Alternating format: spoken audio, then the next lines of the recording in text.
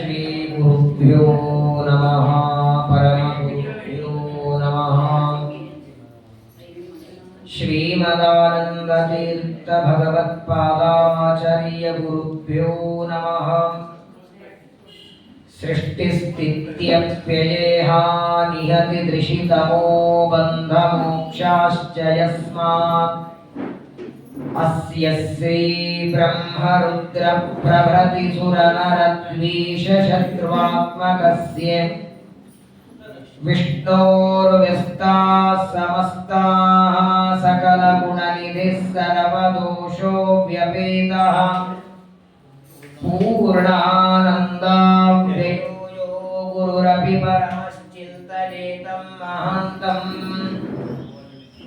जन्माद्यस्य यतोऽन्वयादितरतश्चार्तेष्वभिज्ञस्वराट् तेने ब्रह्महृदाय आदिकवये मुह्यन्ति यं सूरयः तेजो वारिमृदां यथा विनिमयो यत्र त्रिसर्गो मृषा धाम्ना स्वेन सदा निरस्तकुहकं सत्यं परं धीमहि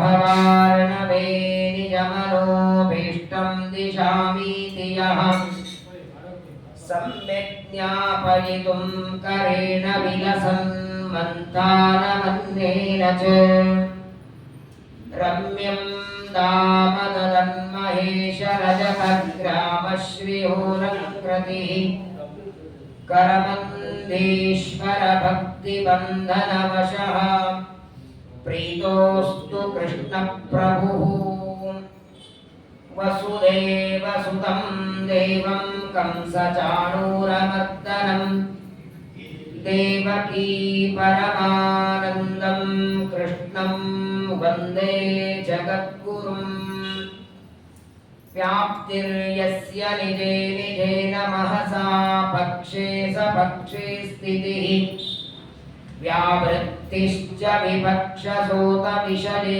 शक्तिर्न वैबाधिते नैवास्ति प्रतिपक्षयुक्तिरतुलं शुद्धं प्रमाणं समे भूयात् तत्त्वविनिर्णयाय भगवानानन्दतीर्थो मुनिः भवति यदनुभावादेडमूकोऽपि वाग्मि जडमतिरपि जन्तुः जायते प्राज्ञमौलिः सकलवचनचेतो देवता भारती सा मम वचसि निधत्तां सन्निधिं मानसे च नमोऽस्तु तात्विका देवाः विष्णुभक्तिपरायणाः धर्ममार्गे प्रेरयन्तो भवन्तः सर्व एव हि यं प्रौरजन्तमनुपेतमपेतकृत्यं द्वैपायनो विरहकातर आजुहाव पुत्रेति तन्मयतया तरवोऽपि नेदुः तं सर्वभूतहृदयं मुनिमानतोऽस्मि वक्रतुण्डमहाकाय कोऽपि सूर्यसमप्रभ निर्विघ्नं कुरु मे देव सर्वकार्येषु सर्वदा आपादमौलिपर्यन्तं गुरूणामाकृतिं स्मरेत् तेन विघ्नाः प्रणश्यन्ति सिद्ध्यन्ति च मनोरथाः श्रीगुरुभ्यो नमः श्रीशुक उवाच अक्रूरोऽपि च तां रात्रिं मधुपुर्यां महामतिः उषित्वा रथमास्ताय प्रययौ नन्दगोकुलम् स्वस्त्यस्तु सताम् अशेषसन्मङ्गलानि भवन्तु श्लोकैकश्रवणपठनमात्रेण कथावत्तुश्च श्रोतॄणाम् निखिलकलिकतकल्मषापनूतनपटुतरे मोक्षाद्य किल पुरुषार्थसाधनीभूते श्रीमद्भागवते महापुराणे दशमस्कन्धे यत्किञ्चित् पूर्वोक्त प्रमेयानुवादः। हरिः ओम् हरिः ओम् हरिः ओम्। श्रीगुरुभ्यो नमः। ಮನೋನಿಯಾಮಕರಾದ ಎಲ್ಲ ಇಂದ್ರಾದಿ ದೇವತೆಗಳಿಗೆ ಗುರುಗಳಾದ ರುದ್ರದೇವರ ಅಂಶಭೂತರಾದ ಶುಕಾಚಾರ್ಯರು ಪಾಂಡವರ ಅತ್ಯಂತ ಪ್ರೀತ್ಯಾಸ್ಪದ ಪಾಂಡವನಾದಂತಹ ಅರ್ಜುನನ ಮೊಮ್ಮಗನಾದ ಪರೀಕ್ಷಿತ ಮಹಾರಾಜನಿಗೆ ಕೃಷ್ಣನ ಚರಿತ್ರೆಯನ್ನು ವರ್ಣನ ಮಾಡ್ತಿದ್ದಾರೆ. ತಾಯಿಯ ಉತ್ತರಾದೇವಿಯ ಗರ್ಭದಲ್ಲಿ ಇರುವಾಗ ಯಾವ ಕೃಷ್ಣ ಪರಮಾತ್ಮನಿಂದ ರಕ್ಷಿತನಾಗಿ ಅಶ್ವತ್ಥಾಮಾಚಾರ್ಯರ ಬ್ರಹ್ಮಾಸ್ತ್ರದಿಂದ ಗರ್ಭದಲ್ಲಿ ಸಾಯಬೇಕಾದ ಪರೀಕ್ಷಿತರು ಕೃಷ್ಣನ ದಯ ಅನುಗ್ರಹದಿಂದ ಬದುಕಿ ಬಂದಿದ್ದಾರೆ. ಅಂತಹ ಕೃಷ್ಣನ ಕಥೆಯನ್ನ ವಿಸ್ತಾರವಾಗಿ ಒಂದೊಂದು ಮಹಿಮೆಗಳನ್ನ ಶುಕಾಚಾರ್ಯರ ಮುಖ ಕಮಲದಿಂದ ಶ್ರವಣ ಮಾಡುತ್ತಿದ್ದಾರೆ. ಈಗಾಗಲೇ ಪರಮಾತ್ಮ ಗೋವರ್ಧನ ಉದ್ಧಾರ ಮಾಡಿದ ಕಥೆ, ರಾಸಕ್ರೀಡೆಯನ್ನ ಮಾಡಿ ಗೋಪಿಗೀತದಿಂದ ಗೋಪಿಕಾಸ್ತ್ರೀಯರು ಪರಮಾತ್ಮನ ಸ್ತೋತ್ರ ಮಾಡಿದ ಕಥೆ, ಅನೇಕ ವಿಚಾರಗಳನ್ನು ತಿಳಿಸಿ ಒಂದು ದಿನ ಮಥುರಾ ಪಟ್ಟಣಕ್ಕೆ ನಾರದರು ಬಂದು ಕಂಸನಿಗೆ ಏಕಾಂತದಲ್ಲಿ ಅವನ ಜನ್ಮ ರಹಸ್ಯವನ್ನು ಹೇಳಿ, ನೀನು ಯಾರು, ನಿನಗೂ ಯಾದವರಿಗೂ ಎಷ್ಟು ಭಯಂಕರ ದ್ವೇಷ ಇದೆ, ನಿನ್ನನ್ನ ವಸುದೇವ ಮೋಸ ಮಾಡಿ 8ನೇ ಗರ್ಭ ಸತ್ತೋಯಿತು ಅಥವಾ 8ನೇ ಗರ್ಭ ಹೆಣ್ಣಾಯಿತು, ಆಕಾಶಕ್ಕಾಯಿತು ಅಂತ ಇದೆಲ್ಲ ಸುಳ್ಳು ಕಥೆ. 8ನೇದು ಹೆಣ್ಣಲ್ಲ ಗಂಡೆ ಆಗಿದ್ದು, ತನಗೆ ಗಂಡಾದ 8ನೇ ಮಗುವನ್ನ ಗೋಕುಲಕ್ಕೆ ಸಾಗಿಸಿ ಅಲ್ಲಿರುವ ಮಗುವನ್ನ ತರ್ತಾನೆ. ಆ ಮಗು ನಿನ್ನ ಕೈ ಜಾರಿ ಆಕಾಶಕ್ಕೆ ಹೋಗುತ್ತೆ, ಅದೇ 8ನೇ ಮಗು ಅಂತ ಭ್ರಮಿಸಿದ್ದೀನಿ. ಇದೆಲ್ಲ ನಿನ್ನನ್ನ ಕೊಲ್ಲೋದಕ್ಕೆ ಮಾಡಿದ ಉಪಾಯ ಅಂತ ನಾರದರು ಸತ್ಯ ಸಂಗತಿಯನ್ನ ಬಿಚ್ಚಿಡ್ತಾರೆ. ಪ್ರಚಂಡ ಕೋಪ ಬರ್ತದೆ. 2ನೇ ಬಾರಿ ಮತ್ತೆ ವಸುದೇವ ದೇವಕಿಯರನ್ನ ಬಂಧನದಲ್ಲಿ ಇಡ್ತಾನೆ. ಇಷ್ಟು ಕಂಸನಿಗೆ ಹೇಳಿ ನಾರದರು ಮತ್ತೆ ಗೋಕುಲಕ್ಕೆ ಬಂದು ಕೃಷ್ಣನಿಗೆ ಪ್ರಾರ್ಥನೆ ಮಾಡ್ತಾರೆ. ಈಗಾಗಲೇ ಪೂತನೆಯನ್ನು ಆರಂಭ ಮಾಡಿ ಅನೇಕ ದೈತ್ಯರನ್ನ ಸಂಹಾರ ಮಾಡಿದ್ದಿ, ಆದರೆ ನಿಜವಾದ ಭೂಮಿಯ ಭಾರ, ಭೂಮಿಗೆ ಕಂಠಕ ಅವನು ಕಂಸ. ಒಂದರ್ಥದಲ್ಲಿ ಎಲ್ಲ ರೋಗಗಳಲ್ಲಿ ಮಹಾರೋಗ ಅಂತಾರಲ್ಲ, ಸಾಂಸರ್ಗಿಕ ರೋಗ ಅಂಥವನು ಕಂಸವು. ಅವನ ಹೆಸರೇ ಕಾಲನೇಮಿ. ಕಾಲನೇಮಿ ದೈತ್ಯವು. ಕಾಲನೇಮಿ ಎನ್ನುವಲ್ಲಿ ಲ ನ ಎರಡು ತೆಗೆದರೆ ಆಯ್ತು, ಮಧ್ಯದಲ್ಲಿ 2 ಅಕ್ಷರ ಬಿಡಿಸಿರಿ. ಕಾಮಿ, ಭಯಾನಕ ಕಾಮಿಷ್ಠ ಅವನು. ಅವನು ಯಾರಲ್ಲಿ ಪ್ರವೇಶ ಮಾಡ್ತಾನೋ ಅವರಲ್ಲಿ ಯಾವಾಗಲೂ ದುಷ್ಟ ಕಾಮನೆಗಳು ಬರಲಿಕ್ಕಾಗದು. ಇನ್ನೊಬ್ಬರ ತಲೆ ಕೆಡಿಸುವ, ಇನ್ನೊಬ್ಬರಿಗೆ ಕೆಟ್ಟದ್ದು ಮಾಡೋದಕ್ಕಾಗಿ ಭೂಮಿಗೆ ಬಂದವ. ಅಂತಹ ಮಹಾ ದುಷ್ಟನಾದ ಆ ಕಂಸನ ಸಂಹಾರವನ್ನ ಶೀಘ್ರದಲ್ಲಿ ಮಾಡಬೇಕು ಅಂತ ಪರಮಾತ್ಮನನ್ನ ಪ್ರಾರ್ಥನೆ ಮಾಡಿ ಮತ್ತೆ ನಾರದರು ಕಂಸನಿಗೆ ಬಂದು ಹೇಳ್ತಾರೆ, ನೋಡು, ಕೃಷ್ಣನನ್ನ ಕೊಲ್ಲುವುದಾದರೆ ನೀನು ಇಲ್ಲಿಂದ ದೈತ್ಯರನ್ನ ಕಳಿಸಬೇಡ. ಯಾವ ದೈತ್ಯರನ್ನ ಕಳಿಸಿದರೂ ಕೃಷ್ಣನ ಸಂಹಾರ ಮಾಡಿ ಬಂದೆ ಅಂತ ಹೇಳೋರು ಯಾರಿಲ್ಲ. ಅದಕ್ಕಾಗಿ ಕೃಷ್ಣ ಬಲರಾಮರನ್ನ ಮಥುರೆಗೆ ಕರೆಸಿ ನೀನೇ ನಿನ್ನ ಕೈಯಾರೆ ಸಂಹಾರವನ್ನ ಮಾಡು. ಅದಕ್ಕಾಗಿ ಒಂದು ಧನುರ್ಯಾಗವನ್ನ ಮಾಡಿ ಆ ಧನುರ್ಯಾಗಕ್ಕೆ ಕೃಷ್ಣ ಬಲರಾಮನಿಗೆ ಬರುವಂತೆ ಆಮಂತ್ರಣವನ್ನು ಕೊಟ್ಟು ಕಳಿಸುವಂತ ನಾರದರು ಬಂದು ಏಕಾಂತದಲ್ಲಿ ಕಂಸನಿಗೆ ಹೇಳ್ತಾರೆ. ಸರಿ ಅಂತ ನಾರದರ ಮಾತನ್ನ ಕೇಳಿ ಕಂಸ ಅಕ್ರೂರನನ್ನ ಕರೆದು ಹೇಳ್ತಾನೆ, ನೀನು ಈಗಿಂದೀಗ ಗೋಕುಲಕ್ಕೆ ಹೋಗಬೇಕು. ಯಾಕಂದ್ರೆ ನಿನಗೆ ಕೃಷ್ಣನ ಮೇಲೆ ಅಪಾರ ಭಕ್ತಿ, ನಿನ್ನ ಮೇಲೆ ಕೃಷ್ಣನಿಗೆ ಅಪಾರ ಪ್ರೀತಿ. ಹಾಗಾಗಿ ನೀನು ಕರ್ಕೊಂಡು ಬರೋದಕ್ಕೆ ಹೋದರೆ ನಿನ್ನ ಮಾತು ಕೇಳಿ ನಿಶ್ಚಿತವಾಗಿ ಕಾರ್ಯಕ್ರಮ ಏನಿದೆ, ಯಾರು ಮಾಡುತ್ತಿದ್ದಾರೆ ಬೇಡ, ನೀನು ಕರೆದಿದ್ದಿ ಅಂದಾಕ್ಷಣ ಸಾಕು ಕೃಷ್ಣ ಬಲರಾಮರು ಓಡಿ ಬರ್ತಾರೆ. ಆದ್ದರಿಂದ ನೀನೇ ಕರೆಯೋದಕ್ಕೆ ಹೋಗಬೇಕು ಅಂತ ಅಕ್ರೂರನನ್ನಂದಾಗ ಮೊದಲು ಬೇಡ ಅಂತಾನೆ. ಕೃಷ್ಣ ಬಲರಾಮರನ್ನ ಕೊಲ್ಲೋದಕ್ಕಾಗಿ ತಾನು ಕರ್ಕೊಂಡು ಬರೋದಕ್ಕೆ ಅಕ್ರೂರನ ಮನಸ್ಸು ಒಪ್ಪಲಿಲ್ಲ. ಆದರೆ ಒಳಗೆ ಪ್ರಾರ್ಥನೆ ಮಾಡ್ತಾನೆ, ವಿಚಾರ ಮಾಡ್ತಾನೆ, ಜನ್ಮ ಮರಣ ರಹಿತನಾದ ಭಗವಂತನನ್ನ, ಕೃಷ್ಣನನ್ನ ಇವ ಕೊಂತಾನೆ ಅಂತ ನಾನು ಯಾಕೆ ಭಯ ಪಡಬೇಕು? ಭೀಷಾಸ್ಮಾದ್ ವಾತಪ್ಪವತೆ ಭೀಷೋದೇತಿ ಸೂರ್ಯ. ಸೂರ್ಯ, ಚಂದ್ರ, ಅಗ್ನಿ, ನಕ್ಷತ್ರಗಳು ಯಾವ ಪರಮಾತ್ಮನಿಂದ ನಡಿಗೆ ಹೋಗ್ತಾರೆ, ಜಗತ್ತಿಗೆ ಆಧಾರನಾದಂತಹ ಕೃಷ್ಣನಿಗೆ ಯಾರಿಂದ ಮರಣ ಇದೆ? ಭಯ ಪಡೋ ಅವಶ್ಯಕತೆ ಇಲ್ಲ. ಆಗಲೇ ನಾನು ಹೋಗಿ ಬರ್ತೇನೆ ಅಂತ ಕ್ರೂರ ಕಂಸನಿಗೆ ಹೇಳಿದ. ಅವತ್ತು ರಾತ್ರಿ ನಿದ್ದೆಗೆ ಬರಲಿಲ್ಲ ಅಂತ ನೋಡಿ. ಮಾರನೇ ದಿನ ಪ್ರಯಾಣ ಇದ್ರೆ ಸಾಮಾನ್ಯವಾಗಿ ಹಿಂದಿನ ದಿನ ರಾತ್ರಿ ನಿದ್ದೆ ಬರಲ್ಲ. ಮತ್ತೆ ರಾತ್ರಿ 3 ಗಂಟೆಗೆ ಏರ್ಪೋರ್ಟ್ ಹೋಗೋದಿದ್ರೆ ನಿದ್ದೆ ಬರೋದೇ ಇಲ್ಲ. ಮತ್ತೆ ರಾತ್ರಿ ಎಲ್ಲ ಕಾಯ್ತಾ ಕೂತಿರ್ಬೇಕು, ಮತ್ತೆ ರಾತ್ರಿ ಹೋಗಬೇಕು. ಪ್ರಾತಃ ಕಾಲ ಎದ್ದು ನೀವು ಮಾರನೇ ದಿನ 7ನೇ ತಾರೀಕು ಹೋಗಬೇಕು ಅಂತ 6ನೇ ತಾರೀಕು ನಿದ್ದೆ ಬರಲ್ಲ. ಆಕ್ಚುಲಿ 7ನೇ ತಾರೀಕು ಸಾಯಂಕಾಲ ಇದೆ.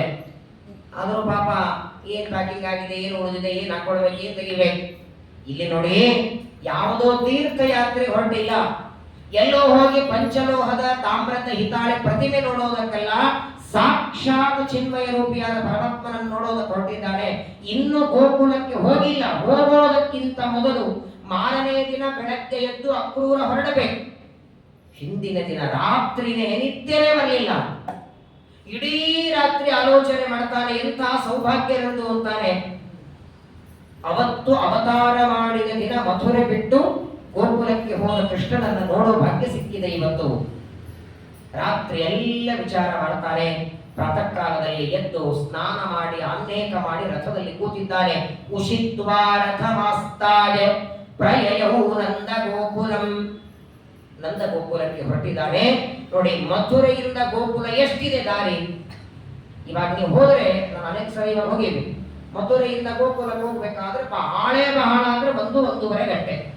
ಅದು ಟ್ರಾಫಿಕ್ ಇದ್ರೆ, ಇಲ್ಲ ಅಂದ್ರೆ ಇನ್ನೂ ಬೇಕು ಹೋಗಬೇಕು. ಆದ್ರೆ ಆಗ ನೋಡಿ, ಪ್ರಾತಃ ಕಾಲದಲ್ಲಿ ಮಥುರೆಯಿಂದ ಹೊರಟ್ರೆ ಸಾಯಂಕಾಲ ಆಗಿತ್ತಂತೆ. ಗೋಧೂಳಿ ಮುಹೂರ್ತಕ್ಕೆ ಬಂದಿದ್ದ. ಪಾದಯಾತ್ರೆ ಅಲ್ಲ, ರಥದಲ್ಲೇನೆ. ಅಷ್ಟು ಕಾಡ ಗುಡ್ಡ ಇತ್ತು ಆಗಿಲ್ಲ. ಇವಾಗೆಲ್ಲ ಬೇಕಾದಷ್ಟು ಸವಲತ್ತಾಗಿದೆ. ರಥದಲ್ಲಿ ಹೊರಟಿದ್ದಾರೆ. ಮಥುರೆ ಬಿಟ್ಟ ಮೇಲೆ ರಥದಲ್ಲಿ ಕೂತು ಏನ್ ಮಾಡ್ತಿದ್ದ? ನಾವೆಲ್ಲ ಇಲ್ಲಿಂದ ಮೈಸೂರಿಗೆ ಹೋಗ್ಬೇಕಾದ್ರೆ ಬಸ್ಸಲ್ಲಿ ಕೂತಿರ್ತೇವೆ. ಮೈಸೂರು ಮುಟ್ಟೋವರೆಗೆ ಏನ್ ಮಾಡ್ತೀವಿ? 1 ತಿಂಗಳು ಸಂಪೂರ್ಣವಾಗಿ ಬೆಳಗ್ಗೆಯಿಂದ ರಾತ್ರಿ, ರಾತ್ರಿಯಿಂದ ಮತ್ತೆ ಬೆಳಗ್ಗೆ, ಸಂಪೂರ್ಣವಾಗಿ 1 ತಿಂಗಳು ಫೋನ್ ಮುಟ್ಲಿಲ್ಲ ಅಂದ್ರೆ 5 ಲಕ್ಷ ರೂಪಾಯಿ ಕೊಡ್ತದಂತೆ ಗೌರ್ಮೆಂಟ್. ಒಟ್ಟಾರೆ ಮುಟ್ಟಬಾರದು. ವಾಟ್ಸಪ್ ಇಲ್ಲ, ಫೇಸ್ಬುಕ್ ಇಲ್ಲ, ಫೋನ್ ಇಲ್ಲ, ಕಾಲ್ ಇಲ್ಲ, ಸ್ವಿಚ್ ಆಫ್ ಮಾಡಿ ಇಟ್ಕೊಡೋದು. ಸರಿಯಾಗಿ 1 ತಿಂಗಳು. ರೆಡಿ ಇದ್ದೀರಾ? ಈಗ ಮುಟ್ಟ ಲಕ್ಷ ನಾವೇ ಕೊಡ್ತೀವಂತೆ. ಹಿಂದಿನ ಕಾಲದಲ್ಲಿ ಹೇಗಿದ್ರೆ ನೋಡಿ, ಏನ್ ಮಾಡ್ತಿದ್ದ? ಮಥುರೆಯಿಂದ ಹೊರಟ ಅಕ್ರೂರ ಗೋಕುಲಕ್ಕೆ ಹೋಗುವಾಗ ಗಚ್ಚನ್ ಪತಿ ಮಹಾಭಾಗಃ ಭಗವತ್ಯಂಬುದೇಕ್ಷಣೆ ಭಕ್ತಿಂ ಪರಾಂ ಉಪಗತಃ ಏತದೇವಮಚಿಂತಯತ್. ಇಲ್ಲಿ ಟಿಕೆಟ್ ತಗೊಂಡು ಮೈಸೂರು ಬಸ್ಸಲ್ಲಿ ಕೂತು ಕಿಟಕಿ ಕೂತು ಬಿಟ್ರೆ ನಿದ್ದೆ ಮಾಡಿದ್ರು ಮೈಸೂರು ತಲುಪ್ತೀವಿ. ಹೌದೋ ಇಲ್ಲ? ನಾವಷ್ಟೇನಾ? ಡ್ರೈವರ್ ಅಲ್ಲ. ಮತ್ತೆ ಡ್ರೈವರ್ ನಿದ್ದೆ ಮಾಡಿದ್ರೆ ತಲುಪ್ತೀವಿ. ಚಿತ್ರ ನೋಡಿ, ಪ್ರಯಾಣ ಹೇಗ್ ಮಾಡಬೇಕು. ರಥದಲ್ಲಿ ಕೂತ್ಕೊಂಡು ನಿದ್ದೆ ಮಾಡಿಲ್ಲ, ಇನ್ನೇನೋ ಫೋನ್ ನೋಡ್ತಾ ಹರಟೆ ಹೊಡಿತಾ ಹೋಗ್ಲಿಲ್ಲ. ಮಥುರೆಯಿಂದ ಹೊರಟ ಕ್ಷಣ ಪರಮಾತ್ಮನ ಚಿಂತನ, ದಾರಿ ಉದ್ದಕ್ಕೂ ದೇವರ ಚಿಂತನ ಮಾಡ್ತಿದ್ದಾನೆ. ಏನಂತ ನೋಡಿ ಅಕ್ರೂರ, ಕಿಂ ಮಯಾ ಚರಿತಂ ಭದ್ರಂ ಕಿಂ ತಪ್ತಂ ಪರಮಂ ತಪಃ ಕಿಂ ವಾ ಧ್ಯಾನರ್ಹತೆ ದತ್ತಂ ಯದ್ರಕ್ಷಾಮ್ಯದ್ಯ ಕೇಶವಂ. ಎಷ್ಟು ಜನ್ಮಗಳಲ್ಲಿ ಏನ್ ತಪಸ್ಸು ಮಾಡಿದ್ದೆ ನಾನು, ಯಾವ ಮಂಗಳ ಕೆಲಸ ಮಾಡಿದ್ದೆ, ಯಾವ ಬ್ರಾಹ್ಮಣರಿಗೆ ಅನ್ನದಾನ ಮಾಡಿದ್ದೆ, ಯಾವಾಗ ಗಂಗಾ ಸ್ನಾನ ಮಾಡಿದ್ದೆ, ಯಾವ ಜನ್ಮದಲ್ಲಿ ಏನು ಪುಣ್ಯ ಮಾಡಿದ್ದೇನೆ, ಇವತ್ತು ನನಗೆ ಕೃಷ್ಣನ ದರ್ಶನ ಆಗ್ತಿದೆ. ಇನ್ನು ಗೋಕುಲಕ್ಕೆ ಮುಟ್ಟಿಲ್ಲ. ಹೋಗುವಾಗ ದಾರಿಯಲ್ಲಿ ಚಿಂತನ ಮಾಡ್ತಾನೆ, ಇದು ಕೋಟಿ ಕೋಟಿ ಜನ್ಮಗಳ ಪುಣ್ಯ. ಇವತ್ತು ಸರ್ವಜ್ಞನಾದ ಭಗವಂತನನ್ನು ನೋಡ್ತಿದ್ದೇನೆ, ಇವತ್ತಿಗೆ ನನ್ನ ಎಲ್ಲ ಜೀವನದ ಕೃತಾರ್ಥ ಆಯಿತು ಅಂತ, ಸಾರ್ಥಕಾಯಿಕ ನಾನು ಹುಟ್ಟಿದ್ದು. ಕೃಷ್ಣನ ದರ್ಶನ ಆದ ಮೇಲೆ ಮರುಕ್ಷಣದಲ್ಲಿ ನನಗೆ ಮರಣ ಬಂದ್ರು ನಾನು ಸಾಯಲಿಕ್ಕೆ ರೆಡಿ ಅಂತ. ಜೀವನದಲ್ಲಿ ಒಂದು ಗುರಿ ಇರುತ್ತಲ್ಲ, ಮನೆ ಕಟ್ಟೋದು ಕೆಲವರಿಗೆ ಗುರಿ ಇರುತ್ತೆ, ಮಕ್ಕಳ ಮದುವೆ ಮಾಡೋದು ಕೆಲವರಿಗೆ ಗುರಿ ಇರುತ್ತೆ.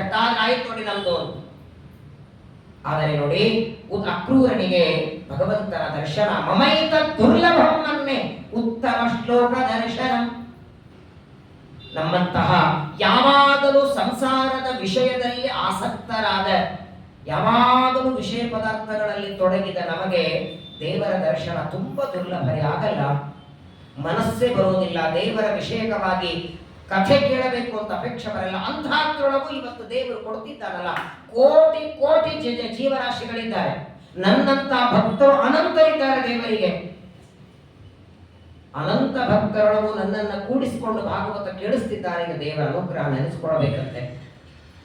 ಇವತ್ತು ನನ್ನ ಬಾಯಿಯಲ್ಲಿ ನೈವೇದ್ಯದ ಅನ್ನ ಹಾಕಿದ್ದಾನೆ, ಇವತ್ತು ನನಗೆ ತೀರ್ಥ ಕೊಟ್ಟಿದ್ದಾನೆ, ಕೋಟಿ ಜನರ ಮಧ್ಯದಲ್ಲಿ ನನ್ನನ್ನು ಇವತ್ತು ದರ್ಶನಕ್ಕೆ ಕರ್ಕೊಂಡು ಬಂದಿದ್ದಾನೆ. ಬೆಂಗಳೂರಿನಿಂದ ಅಯೋಧ್ಯದವರೆಗೆ ನನ್ನನ್ನು ಕರೆಸಿದ್ದಾರೆ.